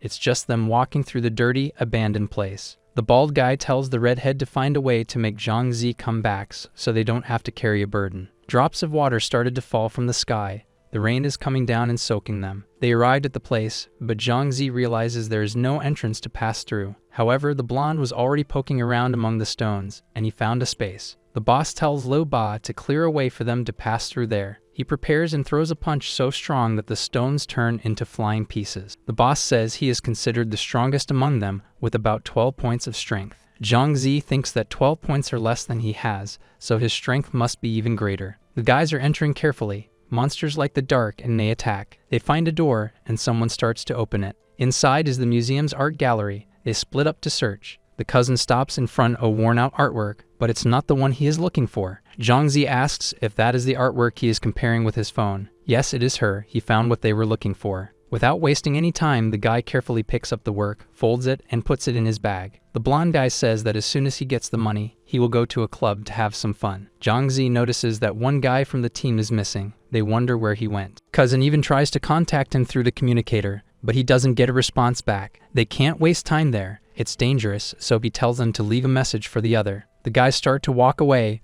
but from above, red eyes are watching. Zhang Zi noticed the monster before the others. He jumps to the ground with a loud thud. Everyone sees the monster now. Apparently, it is a level 2 den monster, with 4 eyes, sharp teeth, and a huge belly. Lo Ba jumps at it, telling the others to leave the museum quickly. He has a knife in his hand, but when he strikes the creature, it shatters into pieces. The greenish skin is very thick, and the horrendous monster quickly turns to attack. Lo Ba crosses his arms to protect himself from the brutal punch he received from the demon. His arms are hurt, but of course, that alone wouldn't take him down. Zhang Zi is terrified by the monster's ugliness and all the strength it possesses. Then he remembers earlier, grabs the chicken from his bag, and throws it towards the creature. Cousin tells everyone to run while the animal devours the plucked chicken. Greedy as it is, it devoured the chicken in one bite and is already after the group again. Cousin is in front, almost out to save his skin, with Zhang Zi right behind. But Lo Ba and the blonde guy are almost being devoured further back. The one with longer hair lets go of the bald guy, saying he will fight the monster. While the blonde is shooting fire, Lo Ba is already giving a speech about kicking the bucket with his buddies. When the monster opens its mouth, he throws a grenade inside, and the blonde sets it on fire. The monster is ready to receive the bomb with its mouth open, and a huge explosion occurs. Zhang Zi becomes worried about the two guys and stops running. Cousin grabs his arm, saying it's not the time to be sentimental, but he is crying. They run as fast as they can. They will be safe as soon as they leave the cave. Cousin is the first to exit, and as soon as he puts his face out of the hole, he is startled. Another level 2 den monster was waiting for them to come out for a snack. And not just it, many other monsters of the same kind surrounded the two guys. Cousin throws his bag to Zhang Zi, telling him to take care of his cousin too. But Zhang Zi protests, saying that if they are going out, they will go out together. Cousin was already positioned, ready to attack a beast with a double-barreled weapon. Then he starts, shooting several rounds into the fat, round belly of the green creature. Before he gets crushed, he jumps back, dodging the blow. He grabs a grenade, pulls the pin, and throws it at the monster, causing a big explosion. But it wasn't enough. Before he realizes it, the monster appears in the smoke behind him. Zhang Zi even tried to shout a warning, but the creature was faster and grabbed Cousin. The monster threw him forcefully through the air. Cousin slammed his back against a wall. It was so strong that the stone broke behind him, and the monster was running towards him again. Zhang Zi watched everything from a distance and wasn't going to let the guy leave the ground without doing anything. He used his agility to be faster than the monster and ran to get between the two. He was furious with rage, with all the strength he had gained that morning. Zhang Zi delivered a powerful punch to the monster's hand, which sent him flying back. Cousin was amazed by his strength and agility. Zhang Zi could win this fight, he thought. Even though he managed to hit the creature, his arm hurt a little. It's better to avoid direct confrontation. Zhang Zi worries that if everyone tries to attack together, they won't be able to escape. But the monsters of this species do not attack the prey of other monsters, Cousin explains. The den monsters begin to scream and roar even louder. Zhang Zi felt relieved to know he wouldn't have to face all of them at once. The monster is preparing to attack Zhang Zi again. He may be strong, but he is not fast. He closes his fists and slams the ground with all his might. But Zhang Zi is quicker and jumps away. Then he delivers a big punch to the monster's ugly face, cursing at it. The plan worked. The monster can't open its eye. It got very hurt. This time, even more furious, he stretches out his hand to grab Zhang Zi, who is on the ground again. The monster can't reach him and falls to the ground defeated. He was happy that the punch worked. Now there are 3 monsters left for him to defeat, and Zhang Zi will take care of each one of them. Zhang Zi takes a deep breath, preparing to face the creatures head-on. But before he can move, someone jumps onto his shoulder, startling him. A beautiful girl with red hair and a purple outfit jumped onto his shoulder to gain momentum. She struck one of the monsters with precise and cruel blows, finishing it off. Another monster turns to face her, but it is no match for her. She is much stronger, but several blows are unleashed, and the monster screams as its life comes to an end. Zhang Zi was completely impressed by the woman's strength and how she did that. After defeating the monsters in style, she spoke to Zhang Zi. The sound of a horn is heard as a yellow car appears at the scene to pick them up. The woman tells him to grab his friend and nephew and get in the car quickly to escape. Zhang Zi helped the boss walk to the car because he was very hurt. Another group of monsters from the den was approaching, and the redhead also ran to the car. Without wasting another second, the car started speeding away. The monsters continued to chase them relentlessly, hungry for flesh. Zhang Zi looks back through the car's rearview mirror. A monster is very close to them. The car quickly swerves, and the creature crashes face first into the ground. If that many monsters reach the wall, they might try to attack the city of Tianfeng. The girl tells him to stop looking and help by doing something. She tells him to work and not make her regret saving them. When Zhang Zi opens the bag she gave him, he sees a bunch of grenades. They are to throw on the road to push the monsters back with the explosions. They fire many of them, explosions going off in all directions, and the monsters scream. They stop the car for a moment to throw the bombs at the monsters. The two still have grenades. They pull the winch and launch one into the chaos. Another big explosion happens, giving them more time to escape. Zhang Zi is tired. He doesn't know who she is or why she has so many bombs. The guy driving the car asks what they did to attract so many monsters. The cousin with an innocent face says they weren't doing anything special, thanking her for the help. They fell silent until the woman turned to Zhang Zi and praised his courage. He tells her his name, and she asks him to listen carefully to what she says. She tells him not to go back to that place looking for things again unless he wants to become a powerful adventurer. Even though he doesn't know who she is, He doesn't think she has bad intentions. The guy warns that the wall is just ahead because they will drop them off there. Jiangzi asks his cousin who they are, but he says he doesn't know, only that they are powerful. The backpack was torn in the chaos, and they lost the precious painting. After all this chaos of having left some partners behind, at least they are alive. A few moments later, it was already late afternoon, and the sun began to set in an orange sky. Jiangzi had never experienced a day as dangerous and hectic as this. If the woman hadn't shown up, they would surely have been done for. But as sad as it is that the painting was lost, he is distracted looking at his phone. As he knows the stairs, he accidentally bumps into a big, strong man. He froze instantly. The body seemed very familiar, and for a moment he thought, could it be Tai Gang? He mysteriously disappeared, and now he would be there. Jiangzi frowned. If it's true, he wants to see where the guy goes. Jiangzi began to act like a spy, watching from a distance and following the man. They arrived at a deserted alley. Jiangzi was hiding behind the wall. The man in the cap and mask takes out his phone and starts talking to the boss. Could he be behind all the commotion after the wall? Suddenly, two men appeared in the alley as well, an older one and a bald man, and he asks Tai Gang if he brought what he wanted. The guy takes out his bag and opens it, showing the old man what he wanted. Pretending to be surprised, the old man did not expect him to betray the brothers he had worked with for over 10 years to keep all the money for himself. Jiangzi was right. That was indeed Tai Gang from Lu Kai's team. Soon the bald young man approached him, opening a briefcase with the 3 million inside. The chubby man eagerly grabbed all the money without hesitation. But the old man had other plans. He froze when he felt the cold metal pressed against his head. He became irritated, asking what was happening. This was wrong. He didn't even have time to say much because the trigger was pulled, and he fell to the ground lifeless. They took the money back. The old man was even worse than the traitor. They turned their backs on the body, saying they hated strange people like him. Jiangzi was very scared. With a single shot, the man's life was taken. Before trying to find out who the boss was, Li Jiangzi needed to get out of that place first. He ran back home. Xiaofeng was already at the door waiting for her brother. Jiangzi said it had been a long day and told him to quickly come inside. But then the neighbor stepped out, and his sister called the guy uncle. She said he was the one who gave the apples, and the guy greeted Jiangzi. He recognized the boss's bodyguard by the scar he had seen earlier but pretended not to. Jiangzi thanked him for the apples. The guy said that's what neighbors do. They look out for each other. His sister quickly invited the guy to dinner at their house, but he declined. Jiangzi said he was very tired and wanted to rest. They could schedule dinner for another day. Xiaofeng was dragged by him. She still called the uncle for dinner later, and the door was slammed shut. The older man seemed to suspect something but said nothing more. His sister said she would start making dinner.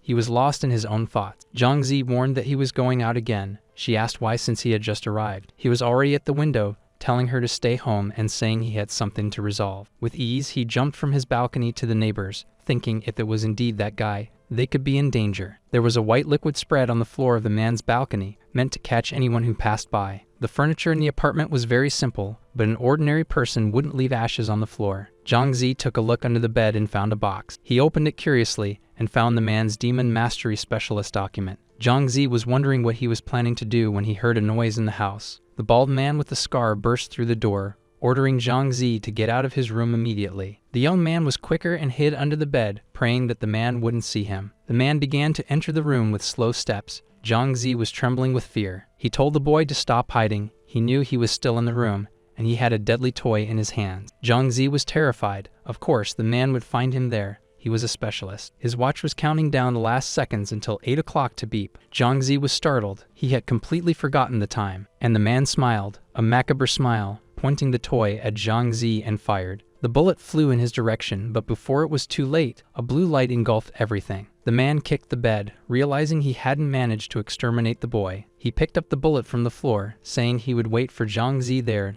until he returned from the demon domain. Jiangzi was relieved to have been teleported in time. He knew the man would be waiting. He had only 12 hours until his resistance ran out, and he was forcibly sent out. He needed to increase his strength immediately, otherwise he would be torn to pieces in the other man's hands. Jiangzi went straight to the 4th layer of the domain, but the barrier was still at the altar. The death zone had not yet disappeared. How would he defeat monsters and become stronger? Some guys were talking about how the zone was about to appear and that they should wait a little longer. The zone only disappears when the boss is defeated, and only specialists or invited people can access it. For the luck of our protagonist, he had exactly what he needed, the invitation. Jiangzi clicked on the invite. A portal opened in front of him for him to enter or not. He had already passed through the 3 layers and defeated their bosses. There was nothing left for him in them. And in the real world, there was a very strong specialist waiting to finish him off. Zhang Zi has little choice but to use the invitation to enter there. The surrounding environment turns red. A light begins to emerge from the ground, and he is teleported.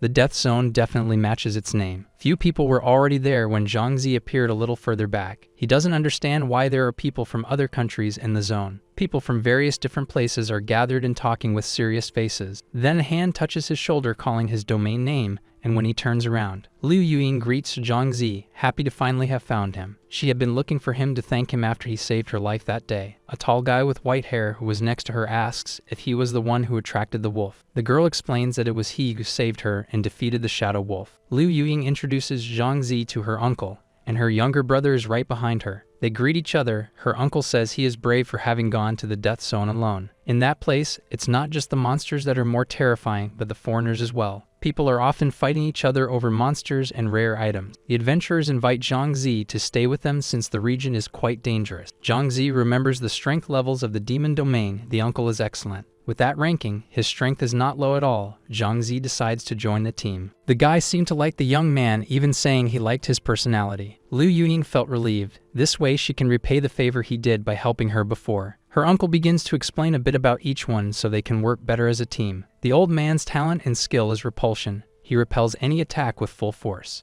As for the girl's younger brother, he can create an illusion that can confuse the enemy. The only downside is that these illusions cannot fight for him. Zhang Zi knows Liu Yuying's talent. Now she wants to know what his is. Sooner or later they will find out, so he decides to show them right then. And Zhang Zi begins to summon one of his goblins. It appears green and short on the ground. The group found his ability super cool, but the little one looked confused. He won't fight. She asks if these summoned monsters obey his orders, and he confirms. Liu Yuying's uncle tells them to stop with the introductions and focus on the boss. The death zone is like a tower that is not part of the domain, much better but much more dangerous. It is also Liu Yuying and her brother's first time in the zone. The uncle has been there before. They were advancing near some buildings when they saw an explosion. Zhang Zi tensed immediately. People are fighting with monsters or other people. The uncle says that the villagers have been hit by something, and that's why they are like this. They should stay away from them. Everyone must stay together and not get lost. The village is like a maze, and they are running. All the houses look the same. In the middle of the path, Zhang Zi stops. He comments that it seems like they have been there before. Liu Yuying says that's exactly it. But then a black smoke made them alert. Oh no, they found the team. The contaminated and mutated villagers are in packs and charge at them,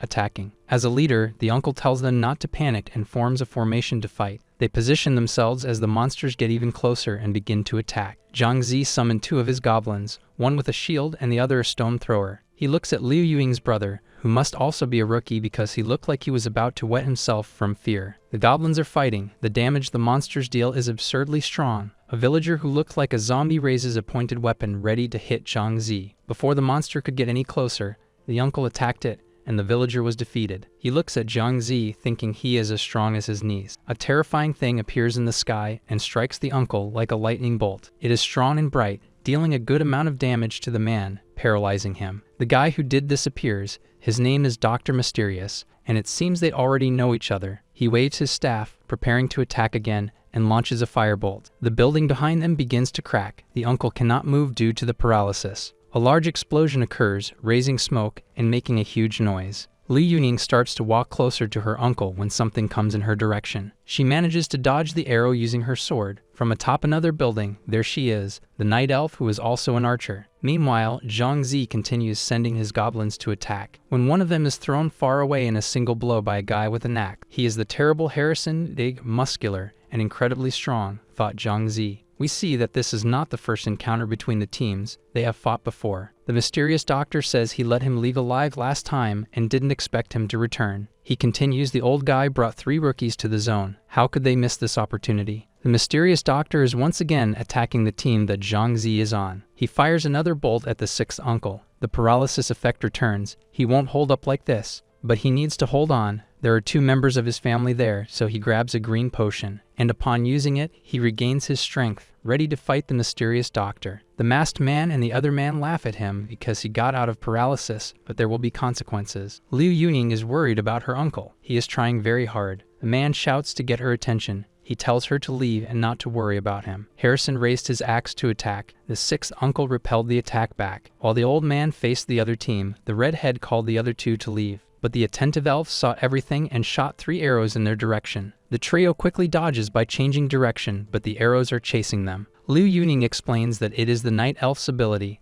They need to be careful. She pulls out her sword, but the arrows curve around the weapon and hit the girl's heart. Liu Yuning pulls the arrow from her skin, dropping the weapon on the ground. Fortunately for them, the target is her uncle, and they won't be too bothered for now. She tells them to run and hide before going to check on her uncle. Meanwhile, the mysterious doctor continues launching his powerful bolts. Zhang Zi calls her attention to ask a question: whether each adventurer fights the monsters from their own country. Since her uncle must have gotten into a fight with those people, he lost the goblins he had summoned. She explains that the demon domains of each country are separate, but the death zone is connected. Her brother is lamenting for insisting on coming. She calls him a cowardly weakling. Zhang Zi tries to encourage him, saying that his talent is good, but he keeps complaining. Liu Yuing interrupts their conversation to ask if they heard something. The 3 turn to look in the direction of the noise and see something terrifying. A huge boss monster with a frighteningly large mouth in its belly. This is the terrifying Butcher of Death. Everyone was quite scared to have encountered such a strong monster so soon. She asks what they will do now, frightened, and Zhang Zi says that the boss hasn't seen them yet. Her poor brother was collapsing from shaking so much, starting to panic. Zhang made a choice.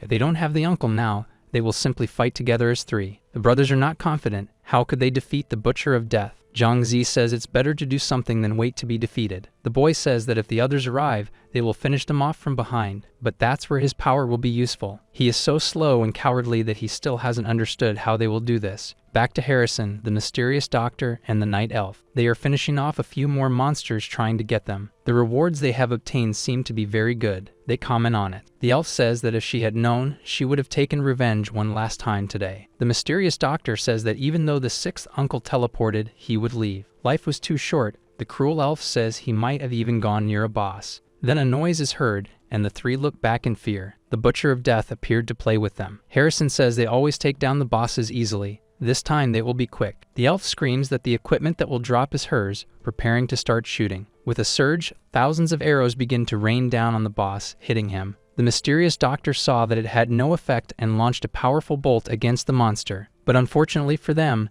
the boss didn't suffer a scratch. The guys think a little more and realize that this might be a skill. From far away, our trio is observing the illusion that Liu Yuing's brother created. They are planning how they will defeat the real boss that is with them. Zhang Zi summons all his leaders from the other layers for this fight. Liu Yuing was impressed with the summons he collected. One of them is the elite shadow wolf that almost took her down in the first layer. Zhang Zi orders the copies to engage the boss. They can spread out since they are in the open. The summons descend, and the boss begins to attack them, leaving almost no time to dodge. The Butcher of Death delivered a blow that grazed the shadow wolf, and even faster, he struck again at the animal's back, sending it flying away. As Zhang Zi expected from a boss in the death zone, his strength is terrifying. The fat monster continues to call them ants. The shadow wolf needs help. Zhang Zi summons the venomous spider to launch its web at the boss. He gets distracted for a second, and Liu Yuing jumps on him to attack. The redhead hits several points, taking away a bit of his health. Zhang Zi commands the sky-swallowing frog to attack from a distance with a jet of fire. As the others were also helping,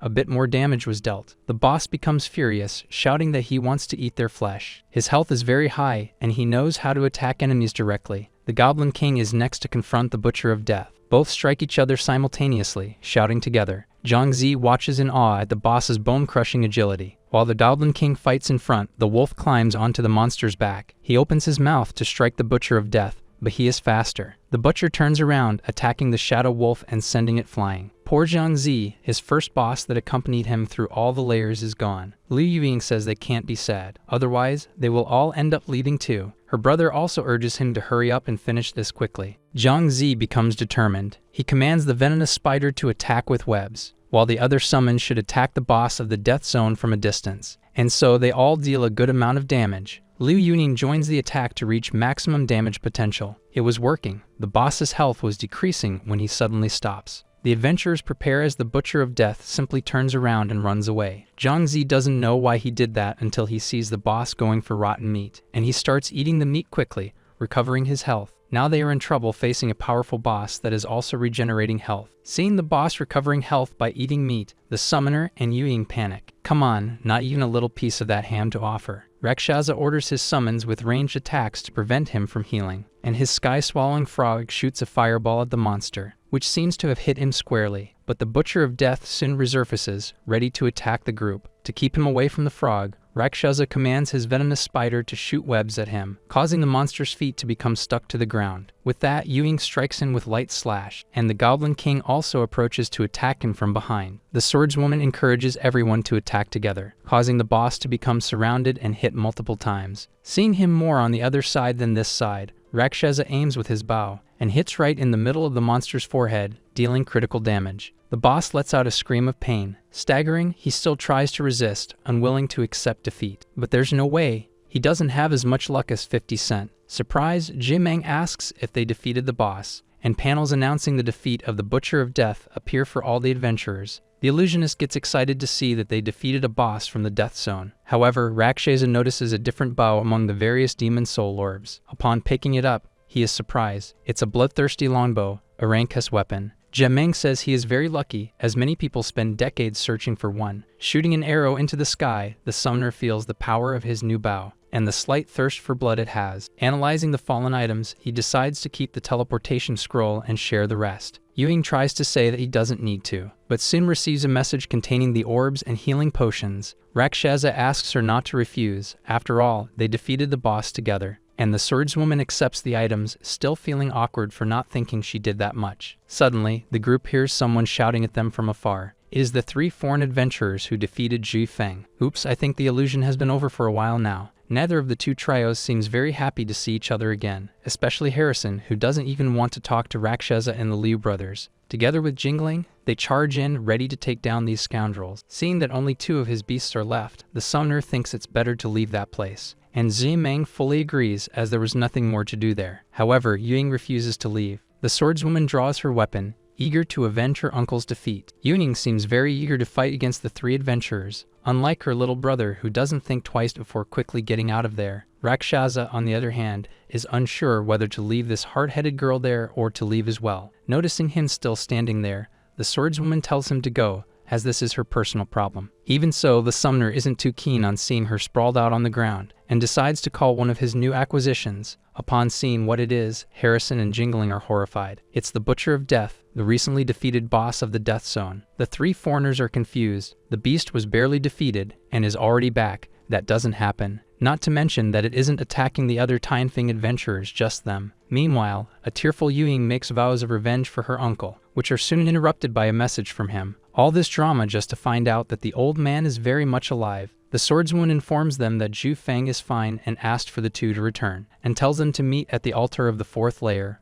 already teleporting away. After that, Rakshasa doesn't even know what to say about this woman anymore. Harrison was going to attack the Butcher of Death, but it vanished before he could hit it. You can smell the smoke coming from this brute's head from here. Returning to the 4th layer, Ewing and Rakshasa reunite with Zhu Feng and Zimeng. The uncle greets them happily, congratulating them on a job well done. With his hand on the summoner's shoulder, he showers him with compliments. At the same time, he calls Jimeng useless, leaving him embarrassed and upset. Zhu Feng moves closer to Rakshasa to have a chat, and suggests that he and his niece date, since she is single and comes from a noble family. Obviously, this makes Ewing extremely embarrassed, but the old man just laughs at her reaction. Oh dear, uncles are all the same, only the address changes. After this embarrassing situation, Rakshasa says he would like to ask Zhu Feng something. Actually, a piece of advice: how to defeat a specialist in demonic domain. A bit confused, the old man asks if he got himself into some trouble, and tries to encourage him to tell him, saying he can help. But Rakshasa just thanks him and says it's something he needs to resolve on his own. Owing a debt is the last thing he would want. Better just absorb some orbs and that's it. Jemaine warns him not to underestimate a specialist. They are stronger than one might think, and the uncle adds that he will need to be stronger and know the enemy's strengths and weaknesses. Rakshasa doesn't quite understand this last part. Zhu Feng says that just having the attributes at the standard level already makes one a first-order specialist. However, many tend to focus on improving one specific attribute from the start. In other words, 2 of the same rank can show noticeable differences in their abilities. Seeing that agility is his strong suit, the summoner decides to invest in it to become faster. However, there is one issue. He still doesn't know which attribute Huang Hanfei is proficient in, and he will remain unaware for now, as it's time to return to the real world. The summoner hears Ji Meng informing his uncle and sister that it's almost time to leave. Yuying then informs them that they are leaving the demonic domain first, but not without sending him a friend request beforehand. With that, they all say goodbye and the three Lias leave. Rakshasa lets out a tired sigh and decides to leave as well. However, before that, he grabs his 18 demon soul orbs to absorb them. Thanks to this, his agility becomes even higher. Now it's time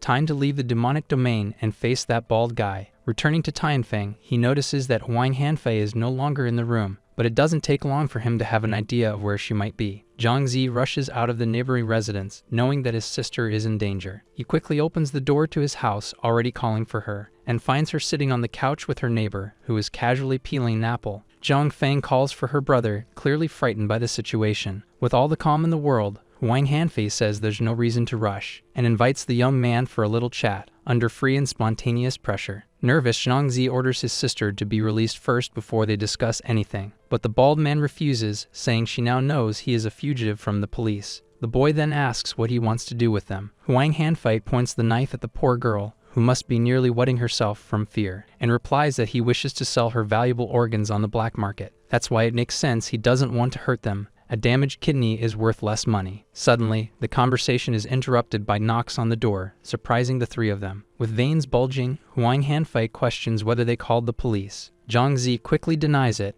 and the fugitive tells him to see who it is. Well, he didn't lie. He just admitted that he messaged his teacher. Upon opening the door, he finds a delivery person extending a package to him. Confused, Zhang Zi states that he didn't order anything, but the young woman in a beret disagrees. She insists that she is at the right address and even questions if he is messing with her. Peeking out, she asks if the order was made by the two people in the house. However, Zhang Zi simply swats her away and tells her to leave. After closing the door, he could still hear the delivery person knocking and complaining about him. It doesn't take long for her to give up and walk away from the house. Well, she already got the information she wanted, so there's no reason to keep up the disguise. Still holding the girl hostage, Huang Hanfei orders the door to be opened so they can leave. Zhang Zi asks where they will take them, but he is only ordered to be quiet and get in the car. Seeing his sister scared, he tries to comfort her by saying he will protect her. While Huang Hanfei complains about the siblings' slowness, something is thrown in his direction, almost hitting his arm and scaring Zhang Feng even more. Threatening to hurt the girl, the bald man tells the person to show themselves. A somewhat familiar figure appears, saying it's better to do this quickly then. It's the strange delivery person from before. He didn't know she delivered knives to the forehead too. The protagonist thinks she is a delivery person, but the bald man realizes she is a bounty hunter. In fact, one who seems quite eager to claim her prize. After being underestimated, she throws daggers at Huang Hanfei, who obviously uses Zhang Feng as a human shield. Seeing his sister in danger,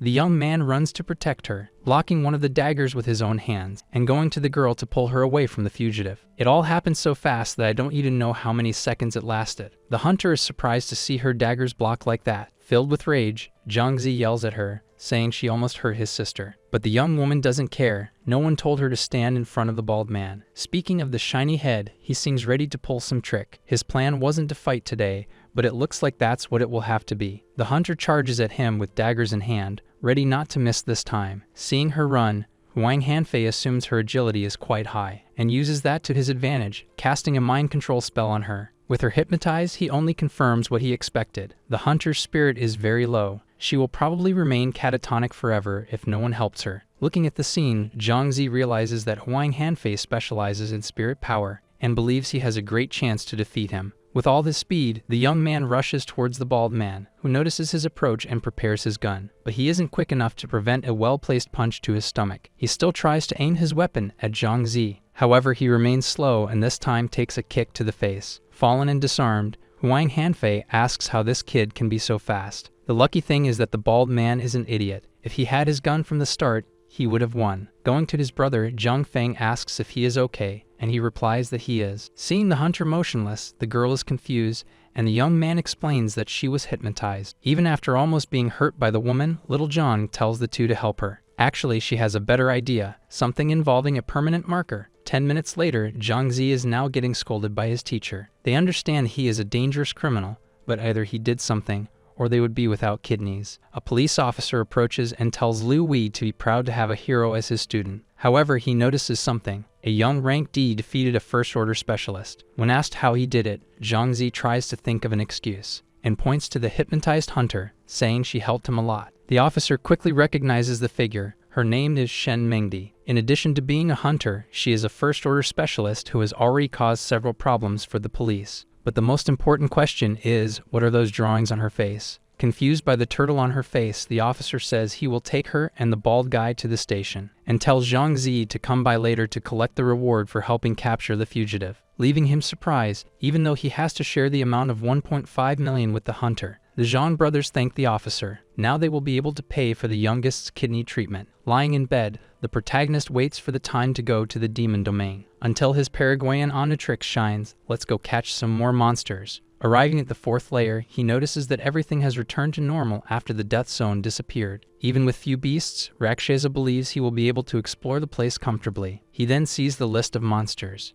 pig heads, harpies, and the Minotaur commander. The information is scarce, making him even more curious to know what they are like. Walking through the arid forest, the summoner notices eyes watching him from among the trees. They are the pig heads, who seem crazy for some human meat and Milanesa. Good timing, they arrive just in time to be dinner for Rakshasa and company. He then summons the Goblin King and the Butcher of Death to fight. Now drooling, the two pigs charge at them. They might really be hungry. Rakshasa orders the Goblin King to block the attacks. However, even while preventing them, the beast takes considerable damage. Considerably high, I might add. The summoner then commands the Butcher of Death to take them down, which he does using his chains on the two pig heads. Impressed with his new little friend, he doesn't notice something flying towards him. Rakshasa only realizes when the claws are close enough to his face, but he manages to dodge before being hit, surprisingly enough. A harpy almost sliced him into pieces as quickly as a sushi chef. With his new bow in hand, he prepares to attack her. The summoner then shoots towards the monster, and the arrow makes a small arc going from the bow to the ground. Irritated and embarrassed, he tells his sky-swallowing frog to set that chicken on fire. The beast then launches several fireballs at the harpy. She dodges some,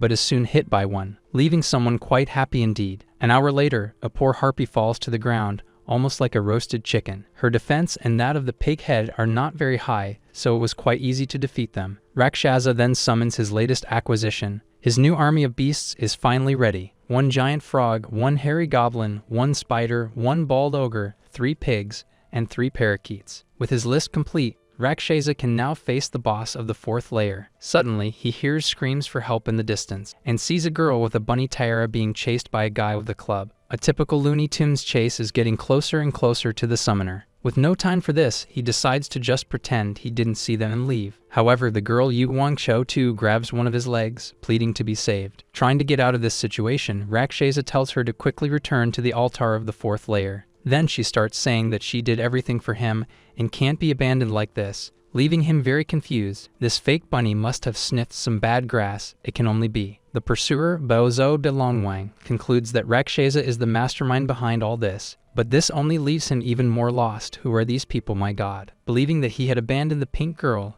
the fighter gets even angrier, and without thinking much, charges at the summoner, who panics upon realizing he will have to deal with a hothead without brains, so much so that he takes a while to notice when Xiao Tu escapes from there, taking his 3 intermediate orbs. Now we understand why Longwang is so angry. The fighter demands he return his items, but Rakshasa has just been robbed too. However, he doesn't believe it and tries to strike him with his club. Seeing that there is no reasoning, the summoner decides to go for ignorance instead, and calls his venomous spider to fill his opponent with sticky webs. Surprised, Longwang asks if summoning monsters is his gift. As an apparent answer, he sees the sky-swallowing frog being summoned by him, and ordered to use Fireball on the fighter, who was hit squarely by the attack. All scorched, he challenges him to a mano-a-mano fight, and takes a red potion, making him stronger. To have broken the web so easily, he must have taken the famous juice. With the club in the air, Longwang leaps towards Rakshasa, who manages to dodge his strike quickly, impressing him as he did not expect to see such speed. Not giving up, the fighter charges again. However, his attack is blocked by the Goblin King's blades, leaving him even more surprised. How did this kid manage to summon such a strong monster? With a chuckle, Rakshasa invokes another from his collection. Looking back, the man can't believe his eyes. There is a death butcher before him. Longwang drops his weapon, trying to absorb that someone can summon him. With 2 strong monsters in front of him, he just falls back and surrenders. Even so, he refuses to accept defeat. 1 against 5 is a bit unfair. The summoner counters, saying it doesn't make sense to stop him from using his gift. When questioned about Xiao Tu, Long Wang gets irritated,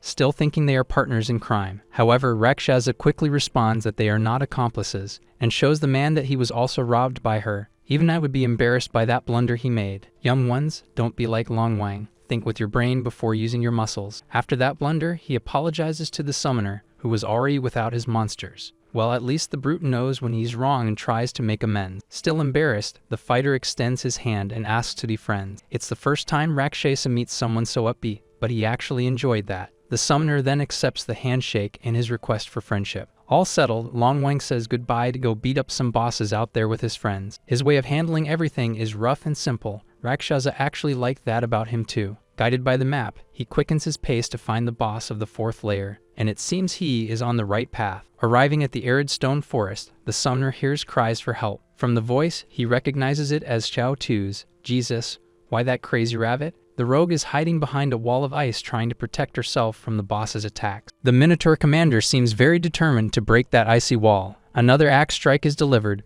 causing the ice to start cracking. Meanwhile, Xiao Tu continues crying and desperately screaming for help. The summoner just watches the scene from afar, finding it amazing how karma works. However, he notices that the name of the boar head behind the boss seems a bit strange, and soon hears the said Barry Yu say that she deserves to disappear for stealing his things. Rakshasa even agrees that her thievery is detestable, but wishing for that is too much. The wall of ice is struck again, making it more and more cracked. Seeing this, the summoner grabs his bow and shoots an arrow right in the middle of the Minotaur commander's head, which makes him furious and asks who did that. The false boar tells him not to interfere, still claiming that the thief is getting what she deserves. Going to a rock, he retorts that she is very young and could have another chance, but the boss doesn't care about any of that and charges at him. Barry Yu mocks his heroic attitude and challenges him to prove his strength, believing that the big monster will easily defeat Rakshasa, who seems quite calm. The summoner then uses his summoning gift and calls forth his army of monsters for battle, surprising Barry Yu, who didn't even know such a skill existed. Finding himself surrounded, the Minotaur commander uses fury to increase his power. Rakshasa commands his poisonous spider to throw webs at him, which the boss tries to cut with his axe but fails. With him pinned in place, the summoner orders everyone to attack together, and thus his monsters obey him. The Death Butcher is the first to attack, using his chains. Rakshasa commands the sky-swallowing frog to shoot fireballs. Now this has turned into a full-blown brawl. Seeing this bunch of summons,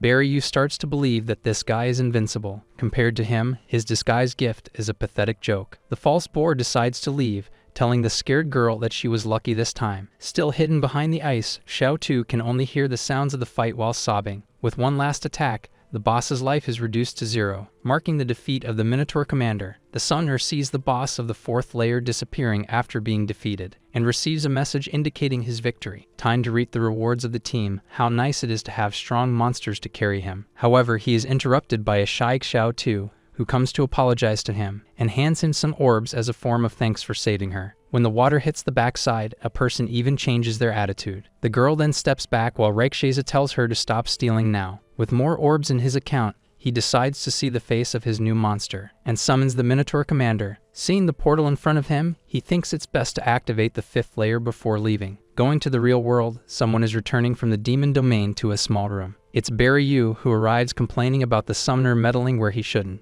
Well, the only option is to eat a cup noodles for now. However, something catches his attention when he picks up his phone. A wanted notice for Rakshasa, offering a cash reward, which makes the bald man quite happy. The next day was supposed to be just another ordinary day for Zhang Zi at the 5th Academy, until he hears them talking about a post from Xu Guang on the Demon Domain forum. Confused, he decides to check his phone to see what it's about, and it's like a 4chan of this universe. Any adventurer can join and speak freely, so much so that it is the most active and influential communication platform in the Demon Domain. Accessing the forum, Zhang Zi is shocked to discover that he is on the wanted list, even more so when he reads the client's name, Shuguang Organization. He concludes that Wang Jiwen managed to send his information before being defeated. There's no way around it. He will need to find more allies in the Demon Domain to accompany him. Entering the classroom, 2 classmates are discussing the events in the 4th layer. The topic seems to excite them, even though it happened a few days ago. Zhang Zi barely sits in his class when he hears Wang Yang calling him. Unable to contain his joy,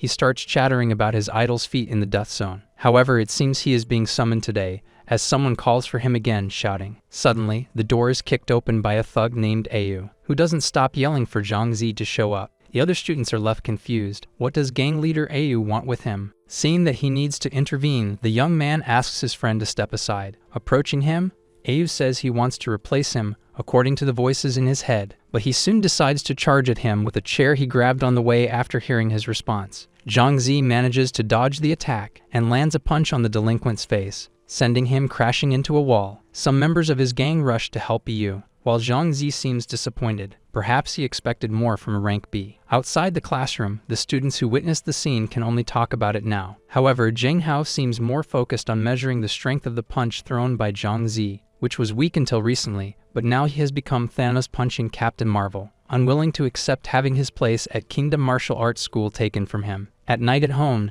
Zhang Zi warns his sister that the streets have been dangerous lately, but the girl reassures him, saying that the guards at her school are all specialists. Seeing her brother face monsters every day, she is curious to know about her domain. Zhang Feng can hardly wait to find out what hers will be. In the demon domain, the summoner prepares to venture into the 5th layer. However, he notices an abnormal number of people as soon as he enters the place. His wanted poster is having an effect then, and leaving that altar is not a viable option at the moment. His only way out is to return to the 4th layer and hunt more bosses to form a team of their own. Time to get out of there, thanks and goodbye. And the hunters were left there, twiddling their thumbs. Back in the 4th layer, Rakshasa is looking for bosses for his collection, until he notices someone hiding behind a tree and tells the person to show themselves. But he soon gets startled when he feels his leg being grabbed. It's Xiao again, this time apologizing and asking for help to get to the 30th layer. Wanting to talk civilly, the summoner asks the girl to let go of his leg, but she doesn't let go and says she will only stop if he promises to help her. And he does.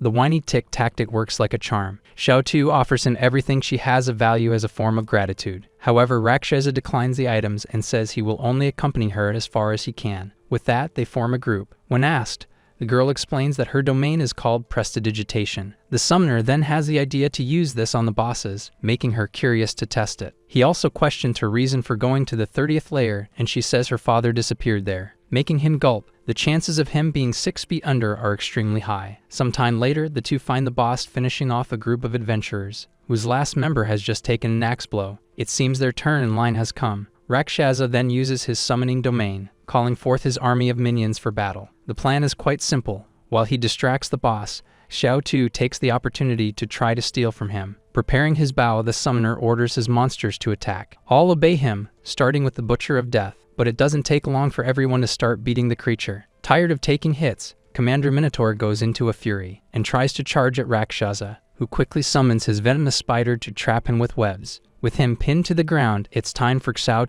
to shine. She approaches from behind and uses her prestidigitation on him, acquiring a hard horn from the Minotaur. That might make a nice horn to annoy the neighbors. The boss lets out a furious roar, scaring the bunny girl, but the summoner appears by her side and reassures her. Seeing that his plan worked, he encourages her to keep stealing from him, and so she goes back to take more things from Commander Minotaur. This time, a piece of cow hide. Upon seeing him roar once more, Xiao starts to provoke him and sticks out her tongue. Rakshasa decides to keep the materials for now, as he found nothing useful about them. Closing his guide, he believes they have gathered enough items, and he tells the Death Butcher to finish off Commander Minotaur. With the portal open, he warns that he will just make a quick stop at the 3rd layer and will be right back. Before proceeding, the summoner wants to catch one more Goblin King for his collection, so he arranges to meet Xiao at the altar of the 5th layer later, and summons his new Commander Minotaur to set off. All set, it's time to collect some more monsters. In the 3rd layer, an explosion can be heard coming from the Goblin camp. It's Rakshasa and his team of bosses defeating the Goblin King once again. His luck was high this time, as he didn't have to compete to face him.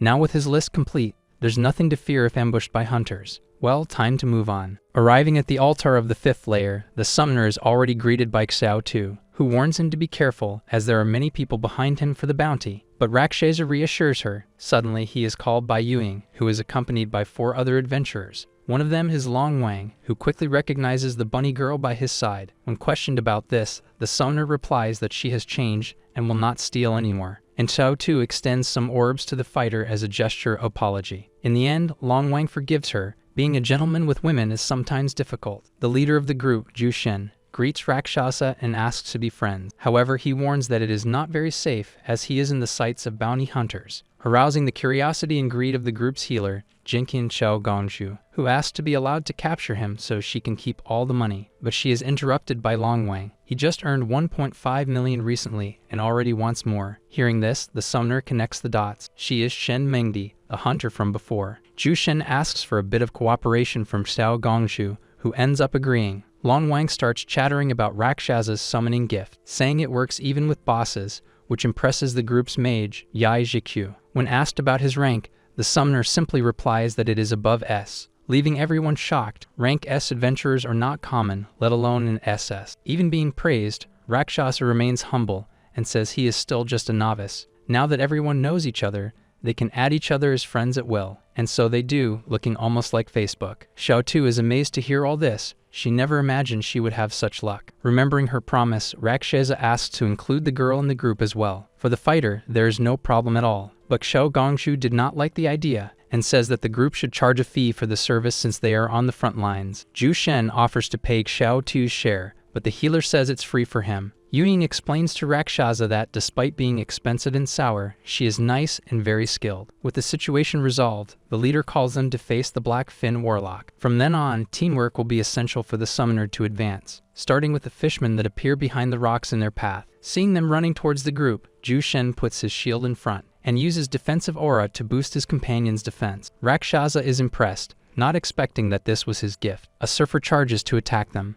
but Long Wang doesn't waste any time and hits him, surprising a total of 0 people. With the defensive aura, the fighter's confidence is through the roof. He just forgot about the Tide Collar healing his scaly buddies. Yuying then charges at one of the monsters and attacks it with Light Slash, making a very tasty sashimi. Along with that, other monsters are surprised to find their feet frozen. Jitsu has just used Frozen Rain Chain on them, and now everyone is stuck to the ground, unable to move. The summoner and the row watch the fight, amazed by the team's perfect coordination. Frozen, the monsters turn into chunks of ice in Long Wang and Yuying's hands. Wow, these guys are so impressive that Rakshasa didn't even have time to do anything. After the battle, the group heads towards a large stone pillar, and Zhu Shen tells everyone to touch it to receive the blessing of the water god. Rakshasa is confused, but Yuying explains that it's so they can breathe underwater. With that, he touches the stone and is blessed for 1 hour. Amen. After so many failures, Long Wang hopes they can defeat the boss this time. Strategy guides to defeat him are more valuable than limited edition books. This makes the summoner even more determined to have him in his collection. In the depths of the sea, the group continues on their way. Out of fear of water, Long Wang teases Xiao Gongshu,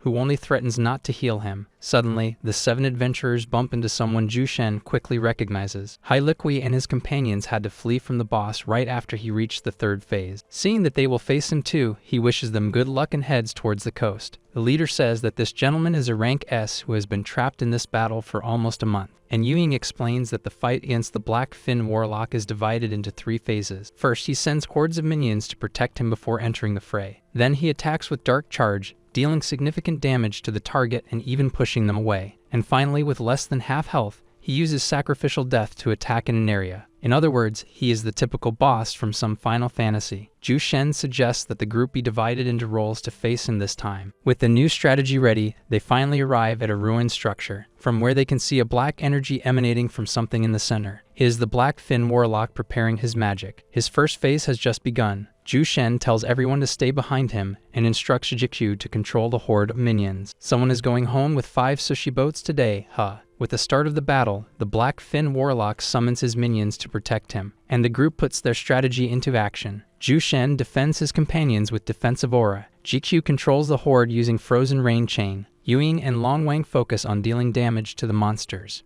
and the summoner stays in the back with 2 of his summons and Xiao Gongshu. There are already more fish there with them than in the seafood section of the supermarket. The surfers charge against Rakshasa's Goblin King, who is simply ground to bits. Poor thing. More minions appear at the warlock's command. Slicing through more fish, the swordsman warns that they are entering the 2nd phase of the fight. The boss then begins to move almost in the blink of an eye. Seeing him going after the fighter, Ewing tries to warn him to be careful. However, the Black Fin Warlock is faster and hits Long Wang with Dark Charge, sending him flying away. Rakshasa watches this scene in shock, not expecting the boss to teleport to them. Xiao Gongshu then uses Verdant Blessing on the injured companion, who stands up extremely irritated as his health is restored. The Warlock must really want his behind to keep attacking him first. Long Wang tries to hit him, but the boss has already teleported again, this time behind Ewing, who is struck in the back and thrown into the air. Rakshasa notices the swordswoman falling near him and manages to catch her in time. A classic scene of the prince saving the princess for you. Trying to stop his teleport, Jikyu uses Frozen Rain Chain on the boss. Now with him frozen, Long Wang jumps towards him and manages to hit him with his staff. Out of the ice block, the Black Fin Warlock moves away from the group, teleporting back to the center of the structure. The third phase is about to begin. With that, Zhu Shen tells everyone to prepare to act according to the plan. Long Wang and Rakshasa go to their positions at the spawn points of the minions, and 3 more monsters are summoned by him to help. The group leader warns them of the start of the third phase. At that moment, a portal appears in front of Rakshasa, from which the surfers emerge, and they charge wildly towards him. The Butcher of Death manages to defend himself and easily defeats 3 of those monsters,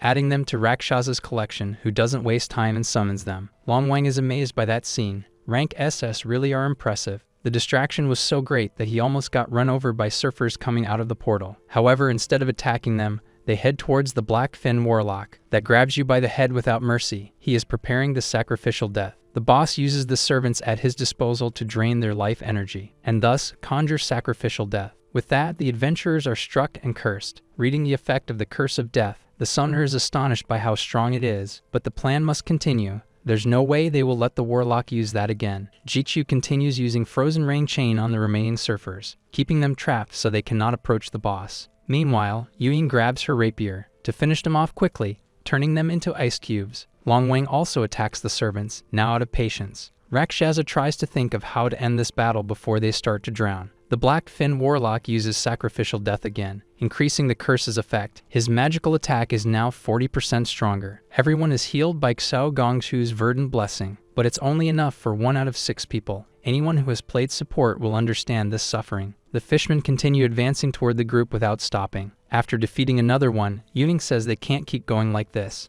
Another servant comes within the boss's reach. He grabs it by the head and conjures Sacrificial Death once more. This time, his magical damage is 3 times stronger, hitting the swordswoman squarely in the chest and making her fall to her knees, extremely weak. If everyone is defeated in the demon domain, they will be done for. Suddenly, staffs conjuring water healing are raised, restoring the life of the adventurers who are confused at first. Upon realizing what it is, Long Wang tells everyone to look behind. Rakshasa has just summoned some tide callers to help in the battle. Well, that's how it goes. You have to let a little drama unfold before showing up to save the day. And the fighter starts with the flattery, like a straight-A student with the teachers. At least it relieved Xiao Gongshu, who won't have to heal alone anymore. With confidence restored, Zhu Shen encourages his companions to keep fighting. Jikyu uses Frozen Rain Chain on the servants, and Ewing finishes them off all at once. Preparing her bow, Rakshasa orders her sky-swallowing toad to attack as well. The boss grabs another fishman to use Sacrificial Death, but is fatally struck by a fireball before he can conjure the spell. Zhu Shen, Xiao Gongshu, and Jikyu watch the explosion dissipate and see the Black Fin Warlock sprawled on the ground with 0 health. Smiling, the healer announces that the teleportation portal has appeared. Finally, the group can advance to the 6th layer of the demon domain. Long Wang approaches Rakshasa, who is staring at the ground, more precisely at the number of items that fell from the boss. Making the honors, the summoner finds an invitation to the death zone among the orbs. Maybe he can find a monster as strong as the Butcher of Death if he goes there. Thinking about it, he asks the group to keep just the card, which they agree to. The rest is divided among them. Only Xiao Tu is left out, but she says she doesn't mind. The group's excitement is so great that they can hardly wait to go to the 6th layer. With the items divided, the group prepares to advance to the next layer, which according to the Demon Domain Guide is set in a mine. However, they hear someone let out a surprised shout behind them. When they turn around, they see other adventurers approaching the area. It's Mr. Hailiqui and his group, now accompanied by a specialist. Yes, they had to hire one to carry them, which isn't cheap. Zhu Shen, always being friendly, wishes good luck to the old man, who thanks him. He will really need it, as the specialist does not accept refunds for lost time. With little choice, Hailiqui's group leaves, feeling their wallets ache with every step. Seeing the summoner standing still watching the scene, Yuying calls him to move on. He wonders if many adventurers will hire him too when he becomes a specialist. Arriving at the 6th layer, the place is surrounded by ores and gemstones on the walls, being a labyrinth of complex passages and no fixed routes. Caution is key. Xiao Gongshu looks for Longwang, who has simply vanished. It was just a blink of an eye, and he left the altar without warning, until they hear a cry for help coming from one of the entrances, and see the fighter fleeing from an army of dogged miners. Fortunately, he managed to stumble into the altar in time. Jikyu asks him how he managed to provoke so many of them, who are now howling in frustration. Still on the ground, Longwang replies that he took a stone from a mine cart. Xiao Gongshu takes the red object from his hand to see if it's worth anything. Suddenly, a veteran adventurer appears to answer that question. Yes, the ores from this place are very valuable, especially if it's black gold. A mere piece can be worth over 500,000 in cash. This is because they are used to enchant weapons and equipment. Hypnotized by greed, the healer doesn't notice the stone being taken from her. With it in hand, Rakshasa asks the veteran how to enchant an item. He replies that one must go to the shop of the dwarf blacksmith, located on the 10th layer. But the ore Longwang picked up is of common level, worth only 10,000. Taking it back, the healer is already calculating how many she needs to get rich. With this discovery, the summoner thinks he should enchant his bow to improve it. GQ suggests the group collect some ores, leaving Xiao Gongshu extremely excited. However, that will have to wait for another time. They need to rest after that fight. The healer didn't like the idea, but Yuning manages to convince her to come back later. Seeing that it is indeed getting late, Rakshasa decides to go first and says goodbye, and everyone leaves the demon domain to rest. The next day, Zhangzi is at the police station receiving his share of the reward. Shen Mengdi is leaning against the wall, watching her money in someone else's hands. Besides keeping half of it, that brat drew a turtle on her face. The young man retorts, having his sister injured is much worse than being painted with permanent marker. However, that doesn't matter to the huntress, who is practically devoted to money. Suddenly, a bunch of reporters bursts into the police station to interview Zhang Zi. Amidst so many questions, someone mentions that he saved Shen Mengdi, which leads her indignant. She would never admit she was hypnotized, even though everyone already knows. Back home, Zhang Feng shows various news articles to her brother about his heroic act. Seeing him becoming famous makes her happy, but the young man says he prefers to remain anonymous. Subject closed, he tells his sister to study after dinner and heads to the demon domain. While waiting for the rest of the group at the altar,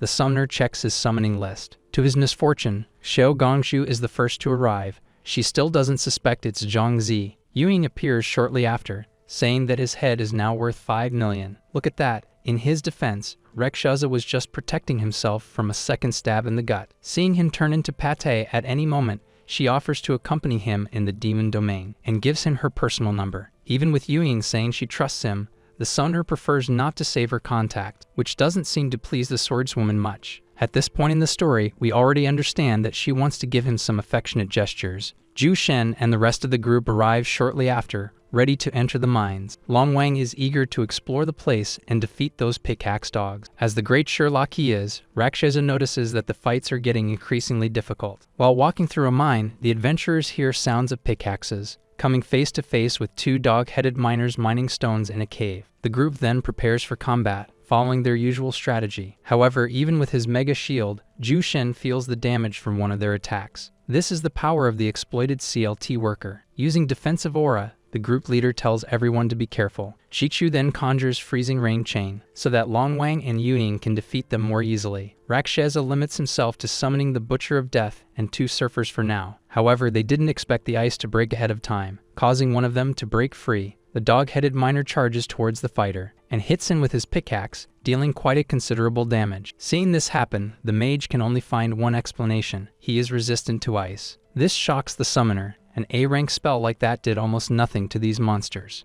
Longwang begs for a heal, almost out of strength in his arms, and his wish is granted by Xiao Gongshu and Rakshasa with their tight collars. With his life restored, the swordswoman rushes to help him, slashing the dog with her rapier. One dog-headed miner is down, but the other is still left, who is mining the poor Zhu Shen's shield. The summoner then grabs his bow and summons his sky-swallowing frog, and both fire at the monster, launching it into the air. With that, Longwang, Yuing, and the Butcher of Death manage to defeat it together. Zhu Shen suggests they improve their skills before coming up with any plan. However, the group didn't even have time to breathe. More barking emerges from inside the cave. Where's the dog catcher when you need one? Our summoner and his group were not very humble this time. They will need to improve their attributes if they want to face the boss of the 6th layer. Starting with those 2 dog-headed miners coming in their direction, Jikyu uses Freezing Rain Chain again to freeze them. However, both easily free themselves due to their resistance to the cold. As soon as they exit the ice, one of them strikes Longwang, who is about to attack him, and the Death Butcher of Rakshasa hits the miner. Longwang asks to return to the 5th layer, but Jushin tells everyone to hold their ground. But the idea of being trapped for 6 months fighting little monsters did not please Xiao Gongshu. Yuning asks what Rakshasa is looking at so intently, and he replies that he knows how to defeat them. He notices that the miners have something in common on their heads: candles. With this, the swordsman deduces that they need them to see. Preparing his bow, Rakshasa reveals that one of them became confused after losing his candle. In other words, the candles are the weakness of the dog-headed miners, and the summoner decides to prove his point by hitting one of theirs. As expected, the dog became all lost, poor thing. Yuning and Longwang get excited to see that it worked. Thanks to this, the fighter manages to hit his stick on one of their heads, and the swordswoman was able to finish off the other one calmly. Finally, Longwang can laugh in the face of danger. Ha ha ha. Grateful for the help, Ju Shen invites Rakshasa for a little outing after cleaning the lair, but he reminds him that he is still in the sights of the hunters. Yeah, let's save the happy hour for later. While the ords are collected, the summoner checks the demon domain guide. The boss, Lord Dog-Headed Miner, is in the depths of a special cave. Now more confident, the adventurers continue their journey through the labyrinth. They walk among walls of ores until they reach the entrance of a cave. This is where the Lord Dog-Headed Miner is hiding. Jun Shen warns them to be careful. Besides dealing high damage, the monster can stun them. However, upon entering the cave, they encounter another group facing it. What a shame, they will have to wait their turn. It is then that Xiao Gongshu notices the presence of a red-haired woman leaning against the wall, who also seems to recognize her. Her code name is Loyan Chao Xinganu. Mocking, the redhead asks if the young woman has finished paying off her family's debts, and continues to provoke her, now calling her friends incompetent subordinates. Rakshasa becomes worried, but Yuing and Longwang say he doesn't need to interfere. Suddenly, the gunslinger from Sao Xianu's group appears and asks if she knows them. She says that Shou Gongshu humiliated her several times in the past, so of course she wouldn't forgive her. The redhead then decides to adopt a new strategy, bribing her friends with money, which leaves the healer trembling with rage. Longwang quickly refuses, saying he would never sell out his friends even if he were poor. As My Little Pony says, friendship is magic. Seeing that she won't gain anything from this, Xiao Xianu claims to have already reserved the boss,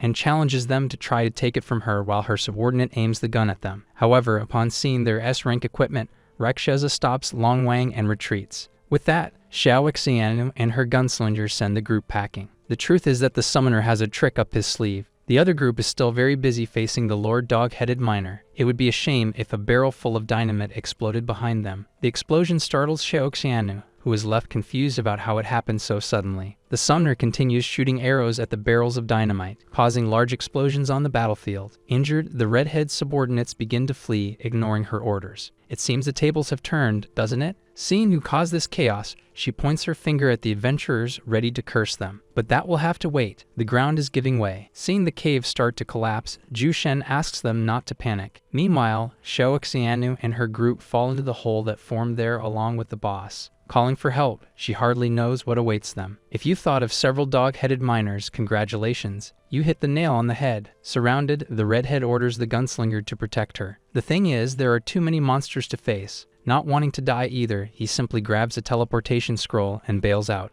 And so, Xiao Xianu is abandoned by all her subordinates. The pickaxe dogs advance towards her, but the only thing the redhead can do is scream in despair. Suddenly, the monsters that were about to attack her are frozen. Looking up, she sees Xiao Gongshu and her friends and begs for help. The healer takes advantage of this and imposes a condition: pay 5 million for each one. Seeing Xiao Xianu indignant at the amount, she simply says they will leave, making the redhead accept in desperation. At this point, dignity no longer exists. Deal made. A rope is thrown into the hole, and she uses it to climb up and escape that place. 10 minutes later, the money lands in the healer's account. Xiao Xianu leaves sulking, saying she will return the favor in the future. Longwang thinks Xiao Gongshu was cruel, but she disagrees. After all, the redhead is very wealthy. Changing the subject, Rakshasa asks what to do with the boss trapped in the hole, especially since there are several dog-headed miners around him. The fighter suggests that he attack from where he is while the others confront them up close. With that, the 5 adventurers descend into the hole.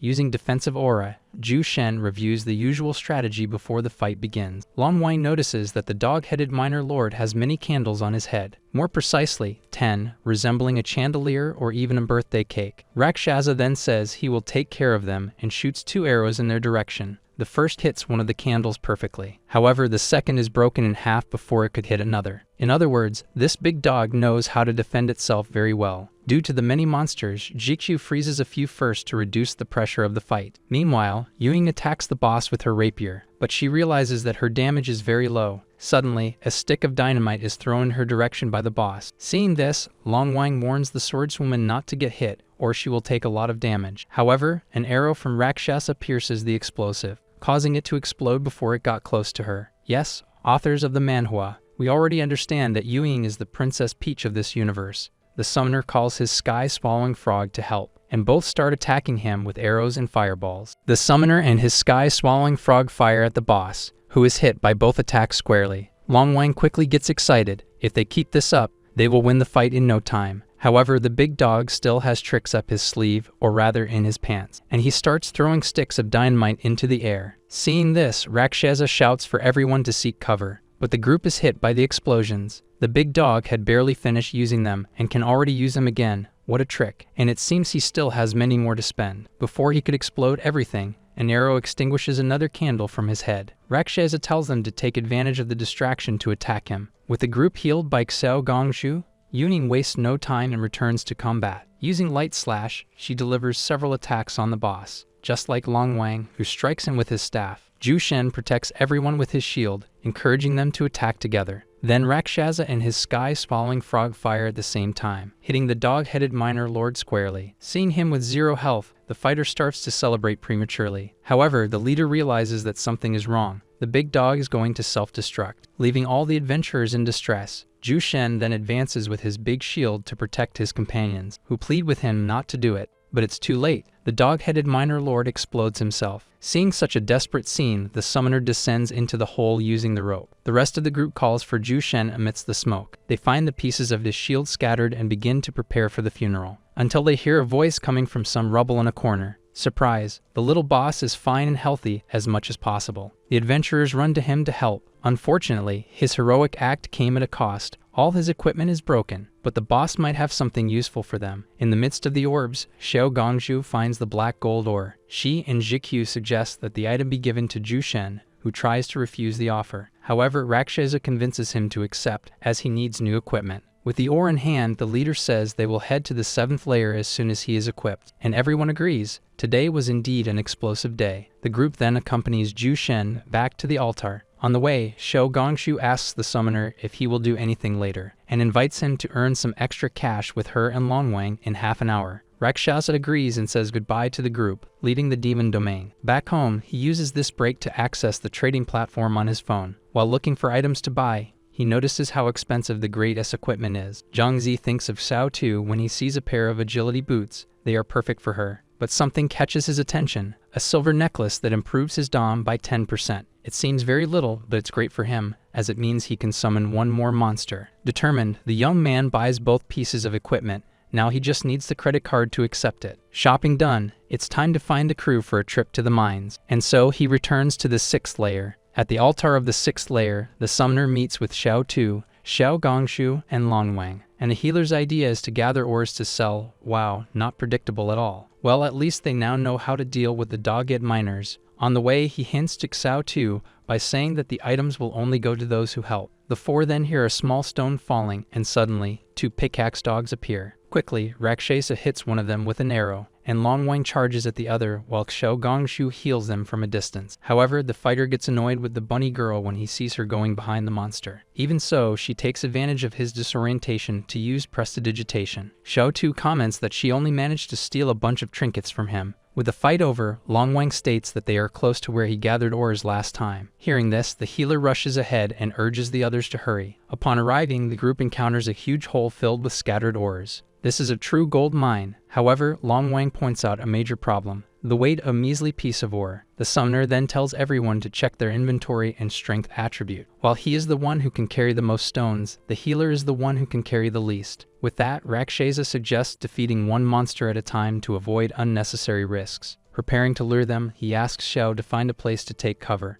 The dog was mining peacefully until it felt an arrow whizzing past it. When it looks for the source, it spots a sneaky archer up top. It jumps towards Rakshasa, but Long Wang was already waiting for it there too. 1 hour later, the place is empty enough for the group to collect the ores. The summoner notices Xiao Tu approaching and asks where she has been. She simply replies that she was taking a stroll and will show him something cool later. With their inventories full of stones, the 4 adventurers then leave the area. Upon reaching the altar, they already hear someone shouting as if they were at a market. There are 2 adventurers announcing they want to buy 10 pieces of black gold. Xiao Gongshu tries to sell them the common ores they collected, but they refuse. When asked by their boss, one of them says they have only managed to get one so far. The response irritates the man, who threatens them if they delay young Master Cheng Feng. Rakshasa recognizes who it is. Better hurry up to become stronger than him. Frustrated, the healer tells the group to sell through the trading platform instead. Just as she is about to leave, Xiao Tu calls the summoner to give him something, and shows him a piece of black gold ore. Surprised, Rakshasa asks where she got that from.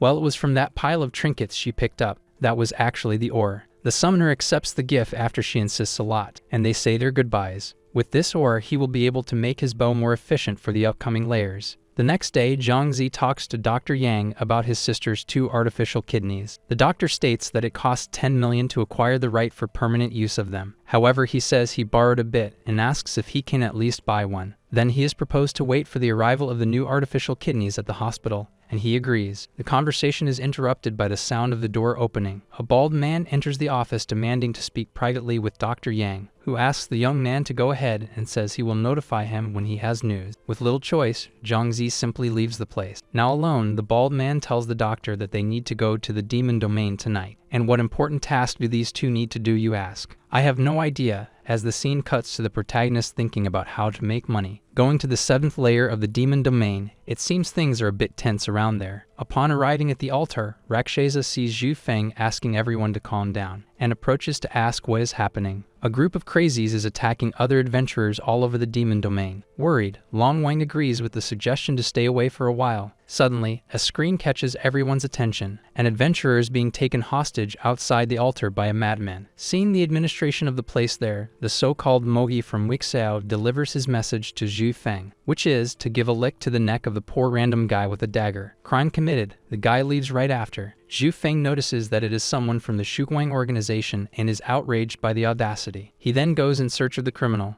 followed closely by his niece. The summoner also follows them, wanting to know how powerful this gang is. Even with the adventurers' warnings, Rakshasa and Yuing leave the altar. The 3 find themselves at a fork that leads to 2 paths. However, the rebatter only randomly chooses one and tells the 2 young ones to stay close. Little do they know they are being followed by a giant ugly lizard, which reveals to be Wixao, who used metamorphosis to go unnoticed. The trio hears heady footsteps ahead. Zhu Feng warns that they are the wild giants, slow monsters, but very strong. He just didn't expect there to be a giant ogre with them. Rakshasa says that, according to the guide, her silent spell ability is very powerful, but the surprise is greater when it is explained that she can seal gifts. Determined to get past, the rebatter first attracts one of the wild giants. It tries to hit him with a spiked club but misses, while Yuing and her uncle advance toward the monster. The summoner attacks from a distance and sends his tide callers to heal. Delivering the final blow, Zhu Feng is impressed by how much life they restore. 1 big creature is down, 2 more to go. Unfortunately for the trio, both are closely packed together. The plan is to focus on the talkative one then. Uncle and niece then advance against him, while Rakshasa stays behind healing them. The 2 monsters notice their presence,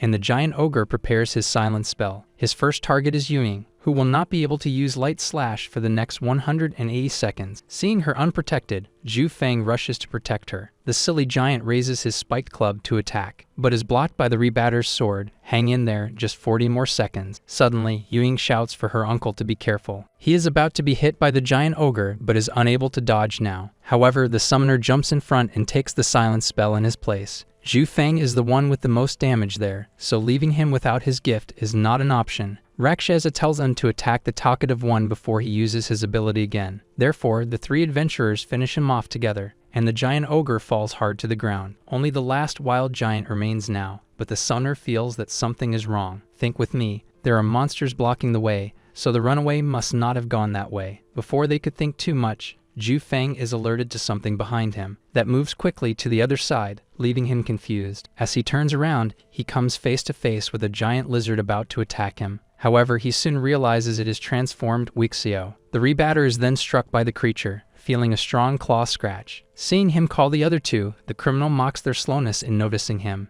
and Zhu Feng warns them to be alert for possible surprise attacks upon seeing him disappear. Now it's time for Rakshasa and his little monsters to shine. Wixio was going to attack him first, but is surprised by the sky-swallowing frog beside him. He also notices a death butcher there and wonders if this is the summoner's doing, who has the following plan: to shoot fireballs everywhere until he hits the lizard. And the idea really works. With the criminal located, Rakshasa and his death butcher attack him, causing him to fall from the wall and return to his original form. Unable to continue, Wixio says that the trio was lucky today, and grabs a random teleportation scroll. Before fleeing, he laughs loudly and says that the Shuwang organization's hunt will never end. Unable to stop him, Yuning asks her uncle how dangerous she is. Zhu Feng reports that the gang has already decimated a team of excellent rank members before. In other words, Rakshasa, don't be a stone fool and pay attention. Not knowing where the criminal went, the trio decides to return to the altar. Far from there, Wixio is sitting reporting the incident to his leader, Yilu Shuguang.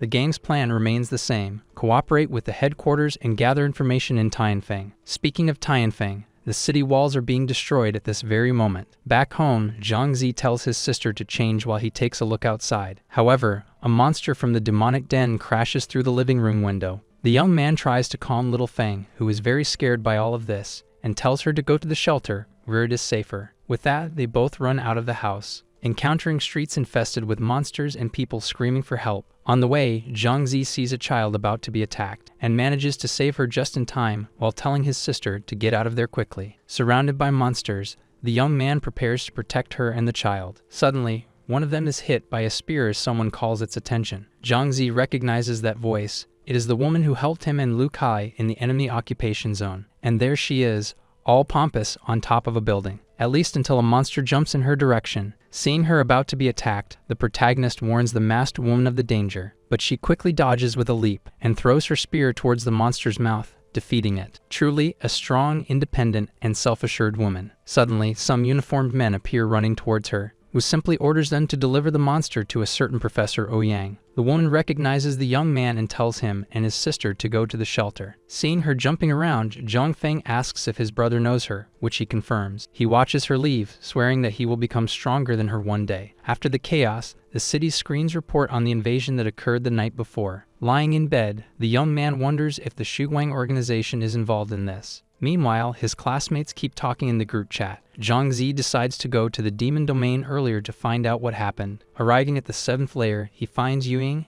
Zhu Shen, and Long Wang discussing the invasion. Due to the urgency of the situation, several specialists in the demon domain are being recruited, which frustrates the fighter, but hey, the way now is to strengthen himself and face the boss. On this, Rakshasa emphasizes that the current one can only be faced by up to 3 people. Then Zhu Shen suggests planning a strategy on the way to where it is located. According to the guide, this place opens every 12 hours and only a team of 3 can enter at a time. With this in mind, the leader says he has an idea: to divide the group into 2 trios. The first being him, Jikyu, and Xiao Gongshu, and the second, Yuing, Long Wang, and Rakshasa. The plan seems good. They might even finish faster than usual. Seeing Xiao Tu being left out, the summoner says he will help her as soon as he can get through. As there are no monsters on the way, the group heads straight to the boss Etan's cave, and encounters several adventurers being blocked from passing through the door by 2 men. Rakshasa recognizes one of them just by the codename Young Master Tyrant of the Chen family. Zhu Shen comments that the other guy, Fenjin Jushi, seems to be a top-notch specialist. According to the old man, today is a special day for his young master, so he has to go first, which infuriates everyone there, who have been waiting for the boss for hours before them. Jushi then decides to show that one should not disobey the elders, and knocks down some nearby adventurers just by planting his sword in the ground. Seeing this scene, Zhu Shen tells the group to wait and see how it will turn out. However, he forgot that Long Wang is with them. He charges to attack the duo, but his staff is blocked by Jushi, who merely mocks his blind confidence. The fighter is shocked to feel the damage caused by the impact of that defense. His attacks and spider sense only show that the old man is strong both physically and spiritually. With all his arrogance, the young master mocks them and tells them to wait quietly, which infuriates Long Wang, who needs to be held back before he causes more trouble. Questioned by an impatient Chen, Jushi says they will enter when the little monster arrives, An adventurer then explains to the group that the door only opens at the boss's mealtime. Upon hearing that the appearance of the little monster is random, Rakshasa has an idea. However, before he could say it, the little giant arrives with the delivery. The ogre was already running toward the adventurers with his little pig in his hands. That blonde guy and the old man were arguing about how they would defeat the floor boss. Suddenly, the little giant let out a scream that startled them, and he fell to the ground. He turned furiously to Zhang Zi, asking why he had attacked the little giant. The dark-haired man simply said he didn't care if the other needed to defeat the boss. He wanted the little giant. The other got even angrier and began shouting uncontrollably about causing trouble there. Zhang Zi explained that if he couldn't fight the boss, then no one else would either. Already itching for a fight, the blonde said he would show them how powerful he really was. But the old man, far wiser than him, told the boy to calm down and not fight them. He gave in and dropped the idea, but said that unless he fought the boss, no one else would. Zhang Zi told him not to worry, he could make everyone there fight without him. The guy mocked his confidence, making fun of what Zhang Zi had just said. Zhang Zi said nothing more, just drew his bow and shot at the little giant. Everyone stood open-mouthed, astonished at how easily the creature was gone. Now that Chen was truly angry, the calm old man told him to rest and wait for the boss to regenerate. He told the two men who were with him to stay a little longer, while he would leave. The people around also felt disappointed, and Zhang Zi told them to wait. The crowd thought it was nonsense, and they were all leaving in a bad mood. Some murmured that Zhang Zi and his group had made the wrong choice by going against Chen. His teammate said he thought what he did was cool, but didn't understand why. Zhang Zi didn't wait another second and began showing him the reason.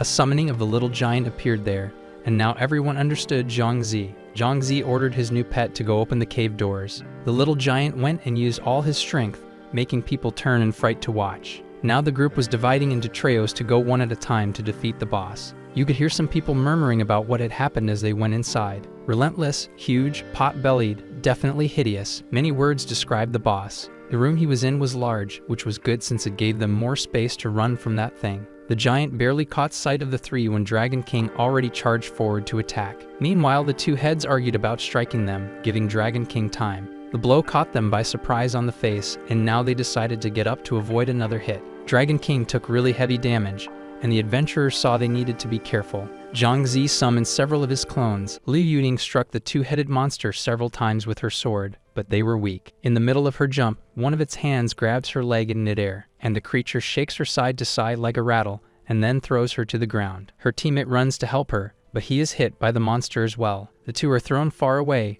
crashing hard onto the cold cave floor. Zhang Zi summoned some copies while the two got back on their feet to fight. He asks the frog to swallow the heavens and breathe fire while he shoots an arrow. But the giant boss protects itself from the fire using its weapon, which is also gigantic. They realize that the adventurers have helpers and prepare for an attack. A green shadow begins to emerge from the ground from its extremely powerful magic. Oh no, a clone of the giant is being made, resembling Zhang Zi's talent. The clone is preparing to attack Zhang Zi, and Liu Yuning warns him to be careful. The boss of this layer is so powerful that he defeated another boss in one go. His strength is terrifying. He kills Zhang Zi's monsters without any problem. Dragon King and Liu Yuning join in a double attack while Zhang Zi sends the butcher. It seems that when they attack together, the effect is better, and they manage to deal significant damage to him. Even the adventurers were impressed by this. They hurt the monster's eyes. Zhang Zi suggests they try a new attack like that, grabbing his bow and arrow. The three charge at him again, but somehow the boss dodged the Dragon King and hit him with everything, causing a lot of damage and injuring him quite a bit. Zhang Zi understood something.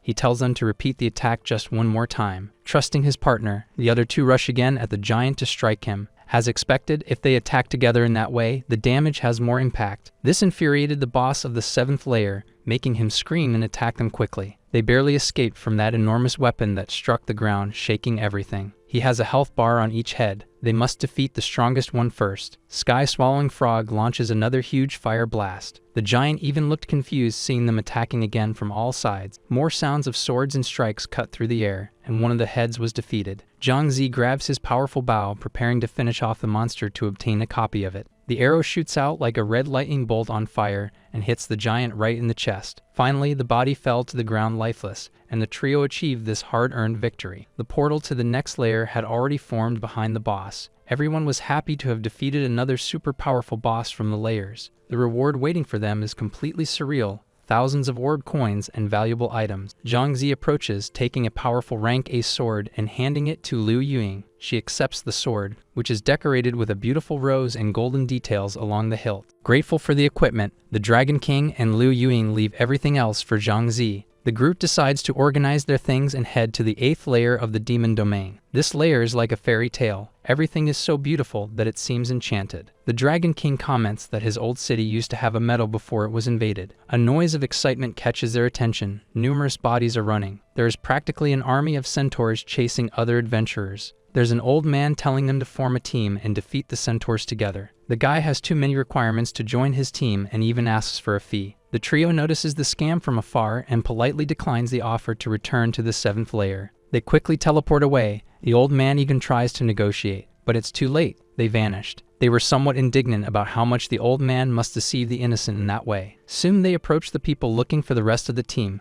The group was happy to see them safe and sound. That spoiled little blonde practically screams, asking why they are there. Another guy explains that it was Zhang Zi who passed through the door summoning the little giant. Zhang Zi says he will open the door so the others can also have the chance to defeat the boss. The little giant receives the orders and opens the gate again for the team to pass. His colleague thanks him and asks Zhang Zi to be careful until they return from the fight. Suddenly, the unfriendly old man seemed very interested in him, asking about his talent level. Before Zhang Zi could say anything, the Dragon King spoke for him, announcing that his power is rank S. With a straight face, the old man invites Zhang Zi to join the National Security Department. It was a surprise for Zhang Zi that the old man was connected to the most important department in the country. Our dear one politely declines the invitation, saying he hasn't even graduated yet. In fact, old Gao thinks that Zhang Zi's power could be a threat if he were an enemy. The Dragon King asks why Zhang Zi declined the offer. He says he just doesn't vibe with the guy. Liu Yuying even explains that the Dragon King feels frustrated about this. Everyone has their own path. 3 hours later, they are back in the 8th layer, the most beautiful one. The other trio defeated the boss in an incredible 30 minutes for the second time. But everyone is quite tired, so they decide to go offline to rest. Everyone says goodbye and goes home to sleep. The next morning, Zhang Zi is leaving home to go to school. When he opens the door, he almost knocks over breakfast. A car appears in front of him. Sister Jiang arrives saying she will take him to a charity event. Zhang Zi is not interested. However, there will be important people there, including the team that will take care of his sister's kidneys. Without expecting much, the woman pushes him into the car and they go to choose an outfit. The event is in a sophisticated building and the place is full of well-dressed people. Inside the building,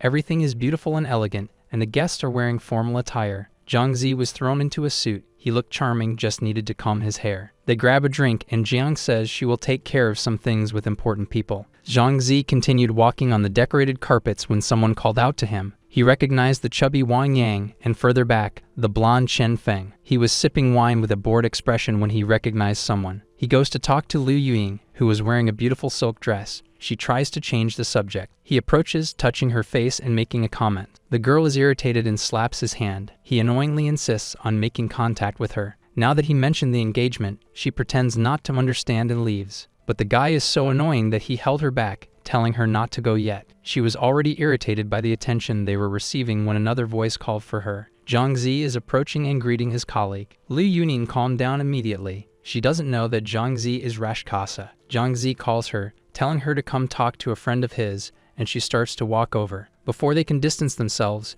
Chen Feng calls out to Zhang Zi, recognizing him. He made a point to remind him of the fight they had at the club, but Zhang Zi pretended not to know anything. With an arrogant look, he pretends to remember who the blonde was on purpose. We realize that the little buddy has not a drop of self-control. Zhang Zi grabbed his fist at the same speed he tried to punch him. The well-known sixth uncle is approaching the two, catching their attention. Liu Yuying and Zhang Zi were happy to see him there, unlike a certain someone. He says it would be good for Chen Feng to confess a little and cause less trouble. But before leaving, the blonde says he will still officially propose to Liu Yuying. She was quite upset about this. The uncle assures her he will free her from the arranged engagement. The old man turns to Zhang Zi, thanking him for his help and asking if they know each other. Zhang Zi would like to talk, but it's not the right time to reveal his identity, so he leaves. The uncle jokes that the young man must be interested in her. She finds him very familiar. He quickly calls Liu Yuying to accompany him for an important conversation. Meanwhile, the chubby guy admires Zhang Zi's courage to provoke Chen Feng. In the hall, Everyone seems to turn towards the door as if expecting someone. The large door opens, and many people greet Director Dongfang. We realize he is the old man from the National Security Office of the Demon Domain. Soon, Sister Jian began speaking into a microphone announcing an auction. The proposed item is a super rare and unusual painting with calligraphy. Zhang Zi quickly recognized the work. He wonders how it ended up there. After looking around, he noticed that Chief Lai is there, that scoundrel. Zhang Zi wants to seek justice for the young men who lost their lives and calls the chubby guy to help. He is explaining the plan, although the other looks at him suspiciously and untrustingly, but nothing that a little drama can't do to convince the chubby guy to help him out of pity. The young man slowly walks behind the stage where the auction piece should be. He doesn't even breathe from tension when he presses a button while the girl is receiving bids. Suddenly, the image of the other chubby guy delivering the piece to Chief Li appears. People recognized the old man and the scheme right away, and they also saw when that bald guy who tried to take Zhang Zi down took the chubby guy's life. The old man became agitated, started shouting about it, and others wanted an explanation too. Zhang Zi appears from the back to poke at the situation, provoking the old man with the video. He approaches the girl who is with the old Gao, asking for her help. They debate whether the man in the video is the one who was arrested not long ago. The young lady confirms the identity of the murderer and orders them to arrest Chief Lai right now. The entire hall filled with comments as the old man was taken away by security. Seeming amused by the situation, the director praises her for her attitude in helping the young man. Liu Santong and the niece watched from afar, commenting on how brave and clever Zhang Zi was. He joins Dongfang, greeting him and formally introducing Liu Yuying. He is recommending her to join the National Security Department. Dongfang says he is not against recommendations, but the person has to deserve it. But to not leave the guy hanging, he tells him to talk to the person in charge, Xiao Qin. A little distance away, Zhang was praising Zhang Zi, who was already wanting to leave. The woman insists, saying there are very important people there for him to meet and talk to. Zhang Zi really doesn't want to chat with anyone else. He thanks them and starts to leave. As he walked, Liu Yuying watched him intently, while her uncle commented on something. After thinking for a while, she asks if he also thinks Zhang Zi resembles Rakshasa. The old man was surprised and suggested she go ask Rakshasa in the demon domain. Her eyes even sparkled with excitement. How did she not think of doing that before? Without wasting another second, she left, and her uncle thought that Rakshasa had enchanted her. A few moments later, in the 8th layer of the demon domain. As soon as Zhang Zi arrived, he saw his friends together. It seemed they had been through a tough time. The group said they had gone to fight monsters and encountered an army of centaurs. It was lucky they survived. It takes at least hundreds of people to defeat them. While they were still debating, Liu Yuying appeared at the altar and greeted them. She noticed that Zhang Zi had arrived earlier and was now almost certain he was Rakshasa. The monsters in that layer were all centaurs,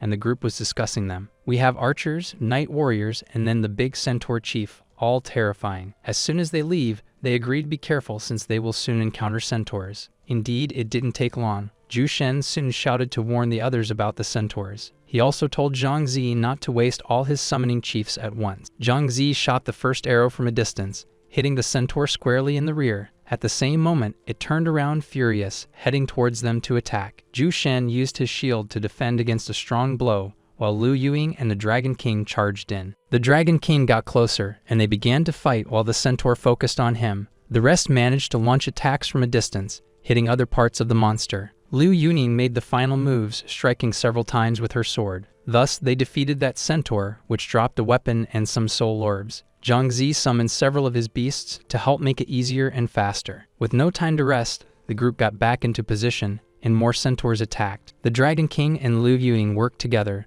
attacking in tandem. Zhang Zi's monstrous summons also performed well as always. Zhu Shen attacked repeatedly with his power, leaving the monsters with no escape. Not bad. They took down 3 at once, and Zhang Zi even suggested forming a guild. But quickly everyone opposed the idea and gave reasons why it would be so difficult to have a guild. Without saying anything more, Zhang Zi continued to think, maybe in the future, it would be nice to have one. In any case, they don't have the strength or resources to form one now. They need to evolve. The group was approaching the Centaur Fortress, but there were already people there. They got closer, and Zhu Shen greeted the short man in the middle of the conversation. Black Li Ku explained that the chief there is an elite chief, even more powerful. Zhang Zi tensed when he heard this, imagining how monstrous he could be. If the one from the first layer was extremely strong, they wouldn't stand a chance against one from the 8th. Well, with no hopes, they were deciding to leave early and go rest. Liu Yuying was going to take the opportunity to talk to Zhang Zi, but he was already leaving. The next day, early at school, Zhang Zi arrived in class, and his classmate was already excited. The chubby guy asked why Liu Yuying had come looking for him twice before he arrived. Before Zhang Zi could respond, she popped up at the door, calling him to talk. All the boys were whispering curiously, watching the two through the window. Wang Yang interrupted, saying he would tell the story of Zhang Zi and Liu Yuying. Like a historian, he began to invent that Zhang Zi was in love with her, and that he finally had his feelings reciprocated, but it was a secret. Out of nowhere, a girl blurted out that she must have had a child with Zhang Zi, shocking everyone. Far from all this gossip,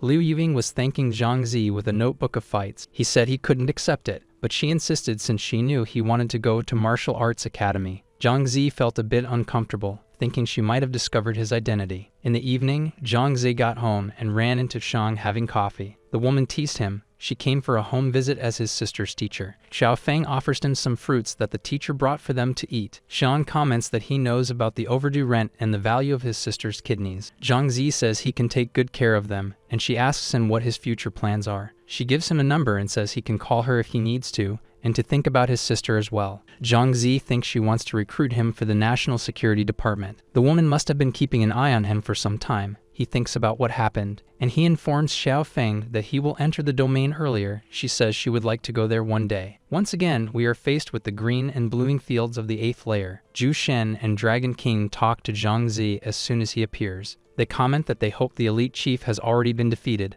They want to go see. A discussion catches their attention a few meters away. Irritated, an archer is being rejected from a guild because he is weaker. It seems that archers have to work harder than others in the demon domain. Zhang Zi impulsively introduces himself, saying he wants to form a guild of archers. The archers who were there were totally surprised, of course. Some people wasted no time in dismissing Zhang Zi's idea and criticizing him. His friends also say that things are not that easy and that he should abandon the idea. But all Zhang Zi said was, if he said it, he will make it happen. The archers felt inspired and accepted. The only thing they have to lose is their lives. Zhang Zi then announces that only that day he will be recruiting for free. A crowd formed around him to join the guild. Everyone wants to be part of it. His friends decide to join as well and support him. After all, they are in this together. A quick group conversation and everyone decides to join Zhang Zi. They humbly ask Zhang Zi if he would accept them even if they are not archers. Of course he would. Zhu Shen worries about how Zhang Zi will manage so many archers during combat. In a leak, the guild had 100 archers. Zhang Zi tells them to buy a shovel and come back. The guy is a bit confused, but Zhang Zi says it has to be something for them to dig. Now it's just a matter of waiting, because the show is just beginning. Then the crowd starts to follow Zhang Zi and his group. Some members, others just wanted to watch. They made good progress in a line until they were near some centaurs, and Zhang Zi stopped. Zhang Zi commands everyone to obey his orders because he will lead the attack. One of his friends says it could be a problem, but Zhang Zi tells them to wait. He tells the archers to prepare and wait for the order to shoot their arrows. Zhang Zi fires the first arrow, hitting right on the tail of a centaur. The monster's attention is drawn,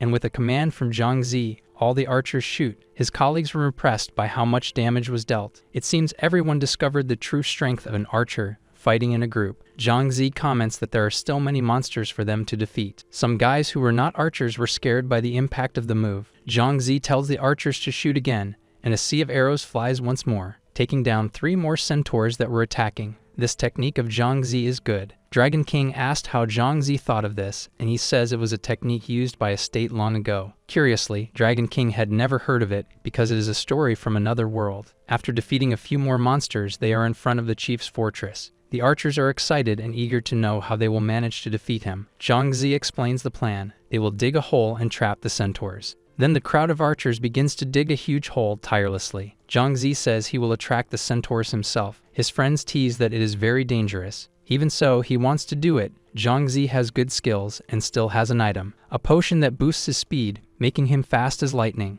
After some time digging and with everything ready, Zhang Zi tells them to prepare. His friends ask him to stay safe above all. Liu Yuying is worried. Zhang Zi tells them not to worry and runs towards the fortress. The group watches as he moves away, wishing him good luck and that everything goes well. There are so many tents in the area. The chief must have gathered hundreds of centaurs. Zhang Zi takes a closer look and sees that it is still the elite chief from the other day. He shot an arrow that passed right in front of the chief's face, barely grazing him. Furious, the centaur chief quickly raises his flag announcing a bloody battle. A crowd of centaurs charged towards Zhang Zi. He grabbed his speed potion and drank it in one gulp. Soon he was running and taunting the beasts to come after him and try to catch him. Further ahead, the group and the archers were waiting for the arrival of the centaurs. Now everything depends on this moment, whether the centaurs will fall into the trap or not. Zhang Zi ran past the rope, managing to reach the other side, and the centaurs began to fall one after another, unable to stop running. Zhang Zi orders the archers to shoot their arrows at the centaurs. In this way, hundreds of centaurs were killed almost all at once by them. Everyone watching the scene was shocked. It was something spine-chilling. The archers were also very happy and excited to be able to attack this way. Zhang Zi tells them to clean up everything the centaurs left behind to distribute later. For the first time, his friends felt somewhat useless for not having helped at all. There was still a lot of work to do.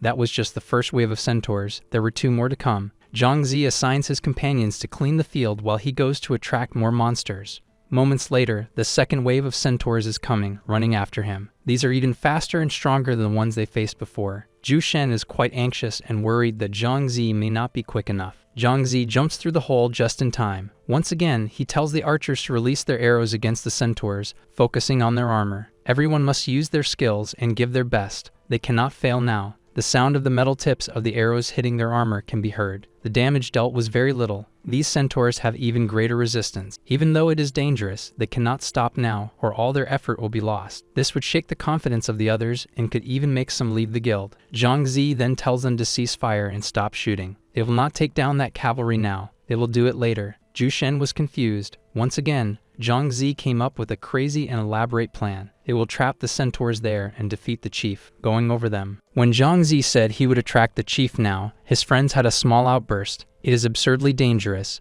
but Zhang Zi has a way to finish off the chief. As he was about to leave again, a hand grabbed his arm. The redhead tried to stop him from going. She asks him again to be very careful, and it is impossible not to notice her rosy cheeks. Zhang Zi says that if she wants to convince him, she has to at least let him kiss her. Liu Yuing blushes even more and says he can do that. He can kiss her. But then he took advantage of her letting go of his hand and ran off, saying it was a joke. Poor thing. Zhang Zi is summoning one of his bosses to help him. He didn't know he affected the redhead so much. The archers watched in awe as he rode out on a kobold. They reached where the centaur chief was, and Zhang Zi told him to throw some bombs. The wolf was preparing with the bombs while the chief also called his pack. When Zhang Zi said he could shoot, the kobold fired while Zhang Zi drank the potion. Some of the cavalry centaurs were defeated there. Zhang Zi would have to sacrifice him. The elite centaur chief charged at Zhang Zi, trying to strike him, but he dodged. Meanwhile, the centaurs were fighting with the kobold, and it didn't take long for something to happen. Before long, the summoning began to turn red and grow like a huge loaf of bread. A gigantic explosion occurred. It self-destructed right there in the fight. After the smoke cleared, Zhang Zi was already running again with the chief and the others behind him.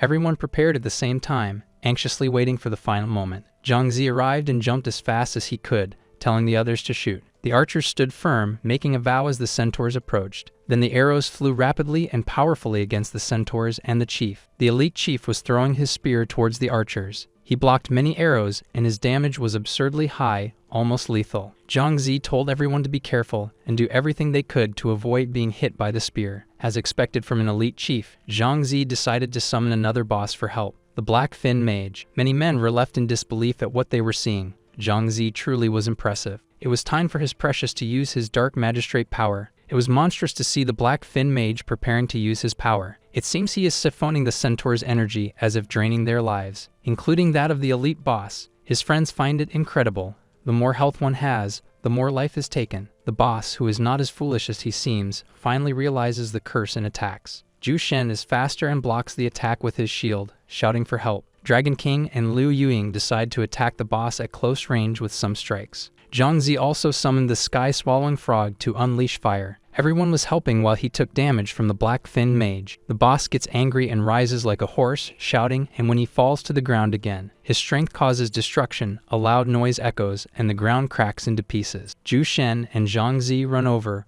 worried about their friends. A giant boss is summoned by Zhang Zi at that moment, while the centaur boss was preparing to attack again at any moment. He throws his spear towards the Black Fin Mage, hitting him squarely. A blow that took his life instantly. He falls to the ground, disappearing. Zhang Zi became angry. He can't afford to lose anymore and will focus on ranged attacks. He orders his archers to attack again, and a sea of arrows rains down on the boss. Along with that, the frog shoots its fire, and the two attacks together surprisingly. Deal absurd damage, taking almost all of that boss's life. Liu Yuing runs to attack as well, her strikes becoming stronger after the curse. Zhang Zi prepares to shoot another arrow at him. It seems that the elite centaur boss will finally be defeated. To Zhang Zi's annoyance, he didn't deal much damage, so he ordered the frog to attack again. Another burst of fire is unleashed, and the boss suffers a new wave of significant damage. And finally, his life reaches zero after countless struggles they endured. The creature falls to the ground, defeated and lifeless, still in disbelief about what happened. Zhang Zi was congratulated for killing the boss of the 8th layer of the demon domain. People are happy and feeling very grateful to Zhang Zi for being able to move on to the next layer now. The little princess is completely enchanted with all the rewards from the centaurs.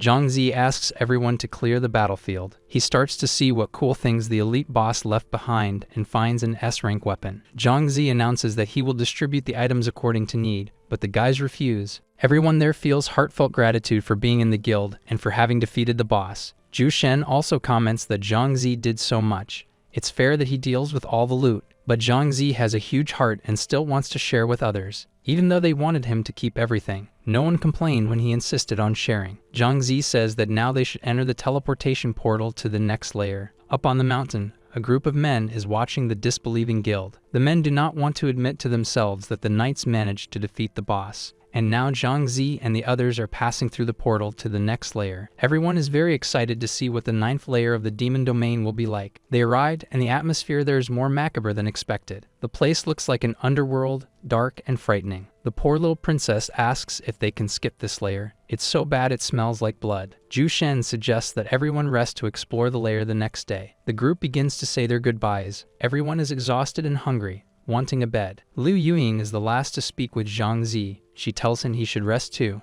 and after he disappears, she wonders if he is really Zhang Zi. The next day, bright and early at school again, the chubby Wang Yang is commenting that the national martial exam is approaching. He also talks about the spots for the martial arts academy that are already reserved. Zhang Zi says it doesn't matter who has reserved, he will get that spot. Further ahead in the courtyard, it seems there's a girl yelling at a boy on the ground. It looks like everyone is stressed about this upcoming test. The girl apparently beat up the boy and is now stepping on him. She sees Zhang Zi passing by and calls him for a fight in front of everyone. Zhang Zi continues to ignore her, telling his friend to ignore her too. But this almost made her boil with rage, and she ran towards them. When she was about to smash Zhang Zi's face with a kick, he grabs her leg. She became even more irritated for not being able to hit him as she wanted. As if the first embarrassment wasn't enough, she tries to kick him in the face once more. He dodges the blow and sweeps her other leg, a move he learned from a fighting book. She falls backward to the ground with such a loud noise that her bones must have cracked. Some girls come over to help her up, and she recognizes the move he used. Zhang Zi waves goodbye, saying he's too busy for them to fight again. People start gossiping about the scene they just witnessed as Zhang Zi leaves. Later that day, John arrived at the domain late for having overslept. He glances at the messages his friends left and decides to wait for them to return, when he is interrupted by a guy calling him leader. He still asks if the guy is part of his guild. The guy wants his help. He needs Zhang Zi to go to the 8th layer and assist the guild members. Zhang Zi asks why they didn't explore together with the giant chief god. These guys are so weak that they got themselves into trouble with 5 centaurs. Zhang Zi tells him to dry his tears. He will send a message and help them soon. But the guy stopped crying too quickly to smile,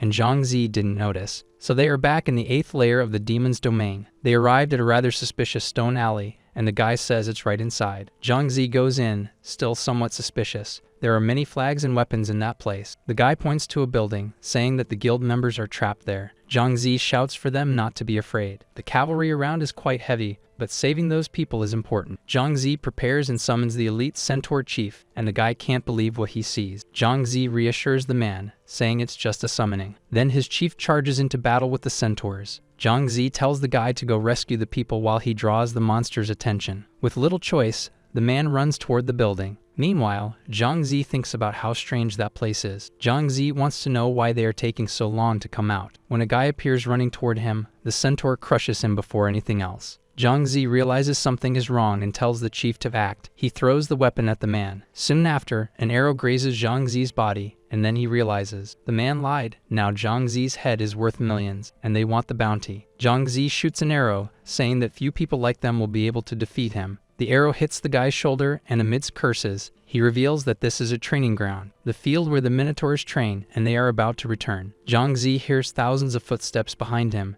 and when he turns around, he sees them approaching. The guys are laughing up there, preparing to record the moment. Zhang Zi even thinks about using teleportation, but he was deceived so blatantly. The guys are wondering why he gave up using it. They think he will beg for mercy. Frankly, they are celebrating too soon. Zhang Zi is furious about this.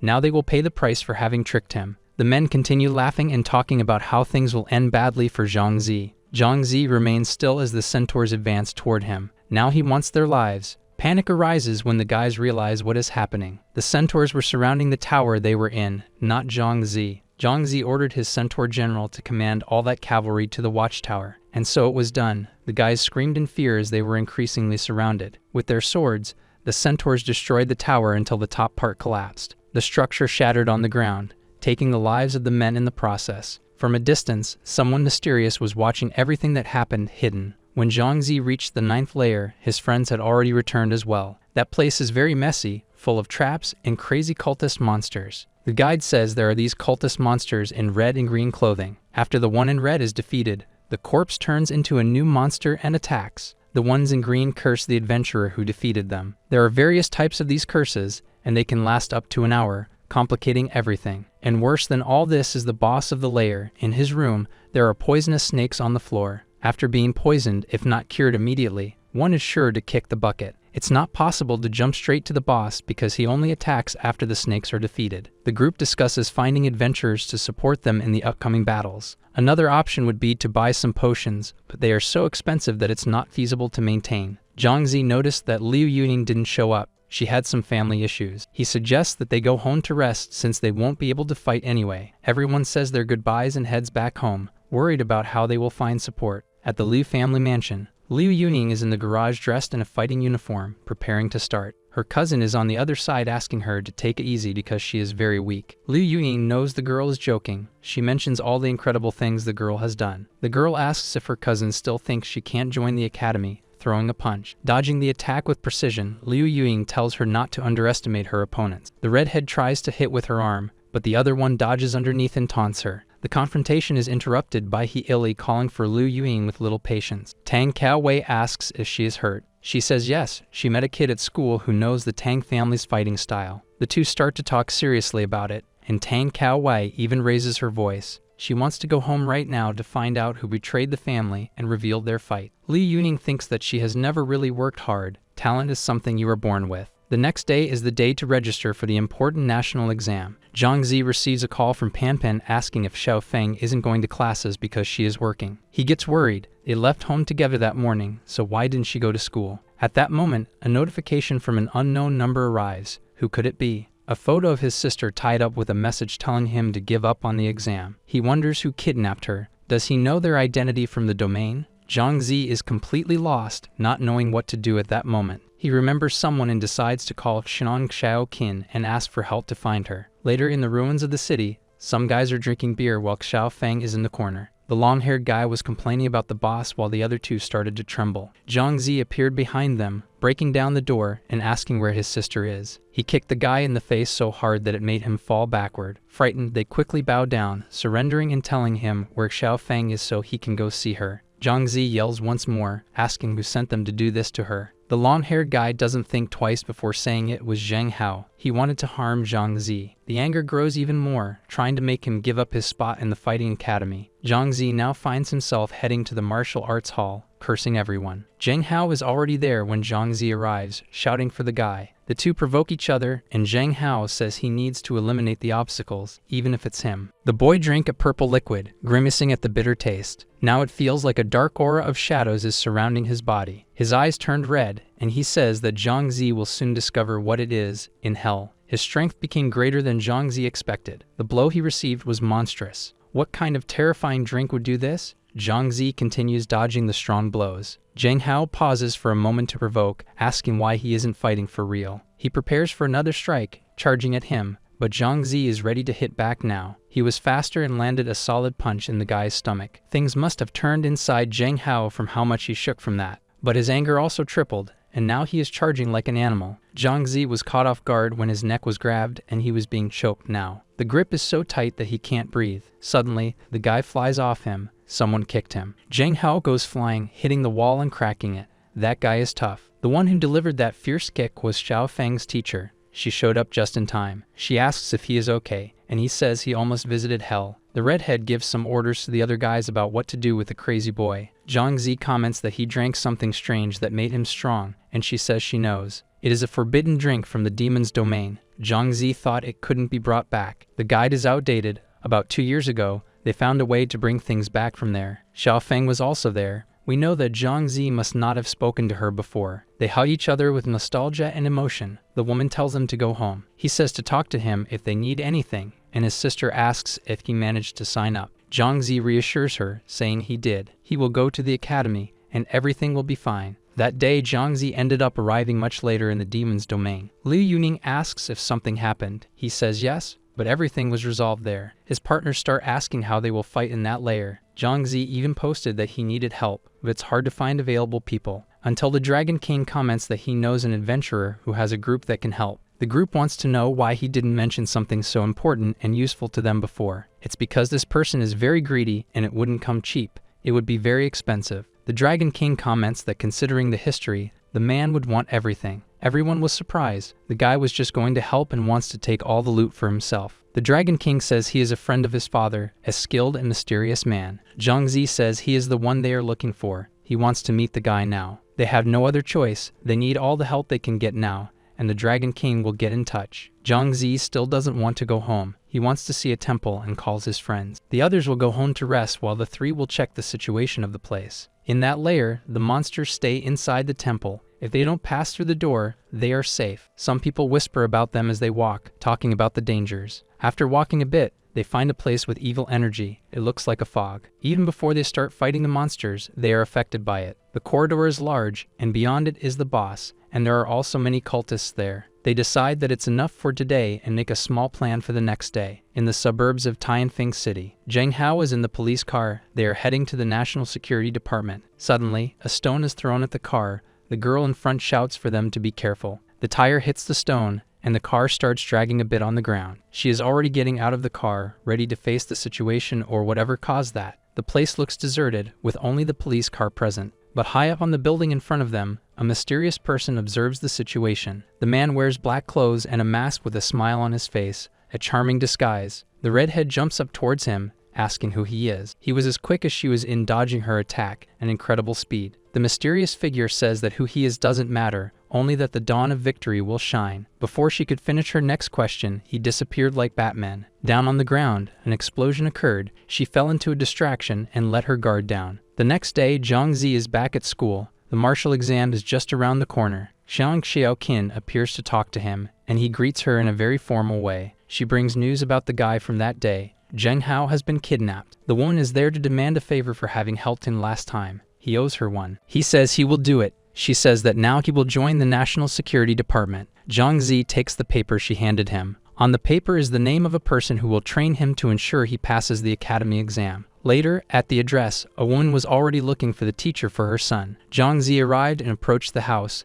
The other woman attentively watched his movements. He knocks on the door, asking if Teacher Pang is home. An old man opens the door, asking if he is the promising boy who needs training. Startling Zhang Zi, he opens the door wide and tries to hit Zhang Zi with one hand. Then he tries to strike him with his cane in a quick motion. Finally, before Zhang Zi can react, he is kicked away. Zhang Zi falls on his back to the ground, groaning in pain. The woman beside him looks terrified. Politely, the old man tells the mother that her son is not qualified to be his apprentice. He points the tip of his cane at Zhang Zi's face and tells him to follow him. The poor boy is still recovering from the scare. That old man has a heady hand. Zhang Zi spent the afternoon asking the teacher to take it easier. The training was tough. At night, back home, his sister prepared dinner for the two of them to eat that evening. He was on the couch meditating, mumbling some strange things when she called him. Zhang Zi jumped up, happily saying he understood something, leaving her confused now. Finally, he explains that he learned a very powerful dragon breath technique. Xiao Feng comments on how hard he is working to get into the fighting academy. Later, Zhang Zi was back in the 9th layer of the demon domain. The Dragon King still hadn't arrived with updates, and it seemed there had been a change. But it didn't take 2 minutes before they heard the Dragon King's voice announcing his arrival. And with him was a man called the Cold Wind, who really seemed like a cold man. The Dragon King introduced them, but the man immediately started saying that all the loot was his, quite rude. Zhang Zi said it was fine as long as he helped them clear that layer of monsters. Another guy commented that the man was just one person. How would he handle all the adventurers? The Cold Wind said that even if he was just one, everyone there would see the layer's boss. After all, they don't believe him, he asked, and he decided to give a little demonstration of his power by throwing something shiny into the air. A greenish mist swirled around the environment among the people, everyone attentive. Zhang Zi was impressed. The effect of that thing was incredible and so strong. The guy wasn't really bragging when he said he was a specialist. Zhang Zi asked what the guy's rank was, and the Dragon King said he was only rank A. Even though he wasn't rank S, he was extremely strong and had a rare and powerful weapon. That orb he threw up had the power to enhance a skill. The guy explained that as long as they were within his barrier, they would be safe. Even though they were surrounded by all that power, the 9th layer was still frightening. Throughout the corridor, many lifeless bodies were scorched and abandoned. The cold wind reminded them once again that he wasn't there to defeat monsters. The combat was about to start. Zhang Zi gave orders on how they would deal with the monsters in clothing. His archers shot their arrows as instructed, one even taunting while shooting. The cultists were defeated so easily, it seemed unbelievable. They had to stay alert now. Before the Curse of the Faces could take effect, the cold wind was already using his shining stone again. This way, everyone was immune to the curse and could continue focused on exterminating. The adventurers felt very good being able to attack without worrying now. Zhang Zi ordered everyone to finish the battle quickly, while each one did their part fighting with their own skills in the field. The cold wind asked the bunny girl why she wasn't fighting. She replied that she was terrible. He said she was just taking advantage while they fought hard, and she said he was doing the same. It only took a few minutes until there were no cultists left alive. The cold wind reminded them once again that all the loot was his. They couldn't forget. And the boss of the lair was behind that door. He needed to say something before they entered. He demanded even more than the agreed-upon amount to be paid because there were many people. Of course, Zhang Zi didn't like the idea much. They had already settled on the amount before. He said he was doing this only out of respect for the king's father. It would be complicated dealing with the snakes,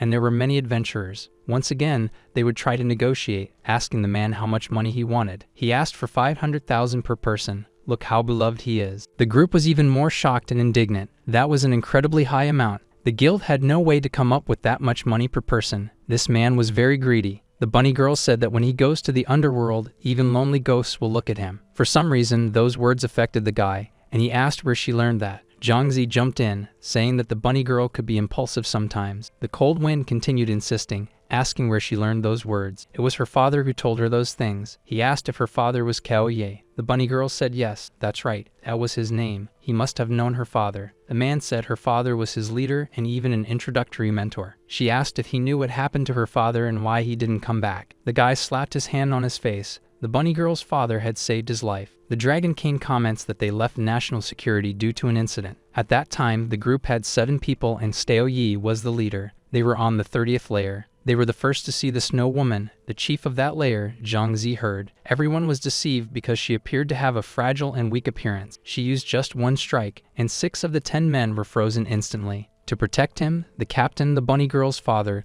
threw himself in front of him to save him and was frozen. The poor girl is crying emotionally. She needs to go to the 30th layer and find her father. The man seems sincere when he says she cannot go. She is too weak for that. But she says it's okay because she has a good friend who will take her there. The Wind Blows asks how much money the friend wants to do this. It's Zhang Zi, Rakshaza, and he doesn't want money. He made a promise as a friend. After thinking for a moment, the Wind Blows says he will make an exception and help them today. Jokingly, the guys tease the man, saying he has changed to do a good deed. The uncle doesn't care much about that. Time is running out, and they need to go soon. As soon as they enter, they will be in the chief's sight, so they must be very careful. The energy in the room is heavy. It is dark and infested with poisonous snakes. The chief says they must now prepare to accept their terrible punishment. Oh no. With a movement, the snakes rush to attack the adventurers, slithering on the ground. The Wind Blows warns them not to fight the snakes in close combat. Zhang Zi leads his archers to shoot arrows. They will attack from a distance. Hundreds of arrows are fired at the crowd of black serpents. Many of them are destroyed right at the beginning by them. The uncle recognized Zhang Zi's intelligence and thinks he can handle things. Another guy on the team also uses his ability to freeze several of the poisonous snakes. More arrows are shot at Zhang Zi's command, and they continue exterminating each snake. After they finish the job, Zhang Zi keeps his word and tells Kay to collect the loot. He says he doesn't want any more. They are too poor to leave empty-handed after all. He has a heart. The group agrees that he is indeed a good person after all, feeling excited. The bunny girl says her father will praise him and be proud when he finds out about this.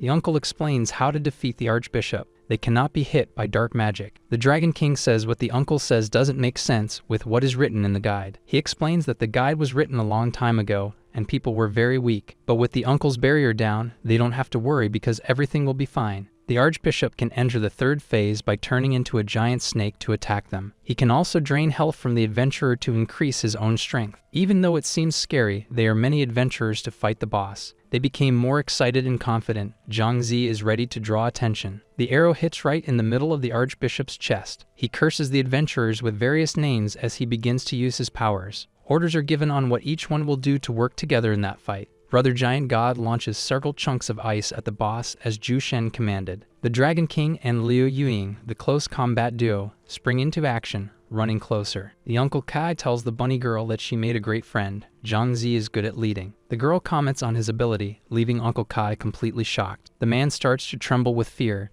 If he can summon bosses, he could summon the Snow Woman. The adventurers continue attacking the Archbishop from all sides. Zhang Zi, supporting his teammates, keeps telling them to attack more and more. The boss barely has time to react to the many blows he is receiving and the damage he is losing. Then he decides to use dark magic. It is black as darkness and definitely deadly. Zhu Shen curses him as he defends against a direct attack of dark magic. He is being attacked. The Archbishop's damage is extremely high. Liu Yuying jumps again, using her sword to attack several times. The dark magic hits her, and she is sent flying through the air, taking heavy damage. She can no longer dodge any of the blows because her attributes have fallen. Before she is hit again, the Centaur General appears in front of her, protecting her. Some people who know about Zhang Zi's ability are very confused. The Centaur screams that he will put an end to the powerful boss by orders of his master. Uncle Kai commands those who were cursed to retreat and return when the curse passes. Zhang Zi arrives, parting from Liu Yuying, asking if she is okay, and she says yes. Attacking that way is no longer working. Everyone's attacks are not causing damage. Meanwhile, the Centaur General of Zhang Zi is already halfway through his life. This is not good. This dark magic is very disgusting, too difficult to deal with.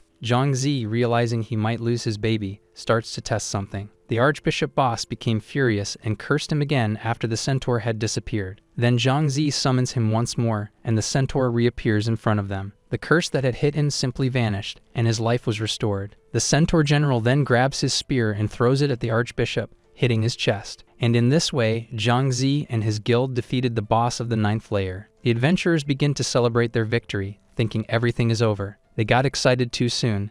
The Archbishop lets out an evil laugh and asks if they really think it's over. He is about to evolve to the 3rd phase. Everyone must be much more careful. Zhang Zi has already prepared for what is to come by summoning his sky-devouring frog. A lot of black and red smoke appears, and then a huge black serpent shows itself. The snake screams that their time has come and slithers in for an attack on the group. Zhu Shen blocks in time with his huge shield. This guy's strength is even greater. Zhang Zi asks to solidify the beast while the archers prepare to shoot at it. The arrows are fired almost all at once from the bows, cutting through the wind and hitting the serpent. A bit of fear arises in them. The damage is very low. The snake's scales are strong. The serpent launches its poison at the adventurers, a toxic purple smoke. Uncle Kai uses his ability in time and tells everyone to use health potions. The sky-devouring frog starts to unleash its fire on the serpent. It was an effective strike, dealing decent damage to the serpent. Now the enormous snake was facing the Centaur General once again. This is not good. Its strength must have increased 100-fold. It is very strong. The snake begins to coil around the centaur,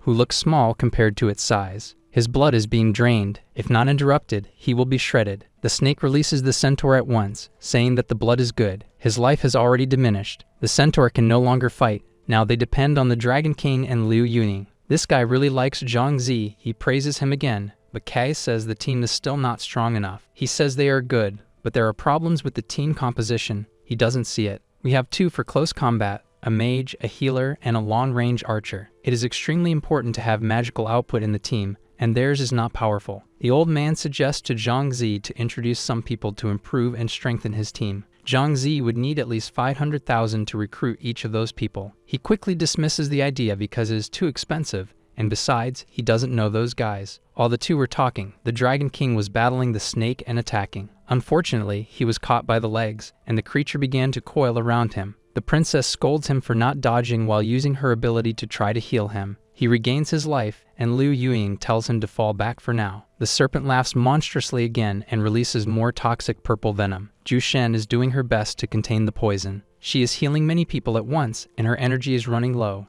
Zhang Zi shouts as loud as he can for them to aim for the snake's mouth, because its scales are very hard. The archers prepare to shoot. One of them comments that the belly probably doesn't have scales either. The boss is preparing to attack again. Zhang Zi and the others are already in position. When the snake opens its big mouth full of sharp teeth to release its venom, Zhang Zi gives the command, and all the archers shoot their arrows. They all land in the beast's mouth, and it worked. The creature's life dropped almost entirely. The Dragon King and Liu Yuying jump together to deliver the final blows that will take the snake's life. But before they can get close, the serpent notices and begins to coil up. It coiled up until it became a huge ball. The Dragon King asks if it is trying to turn into an egg. Our video ends here. If you enjoyed it, please like and subscribe to the channel. Until next time, bye bye.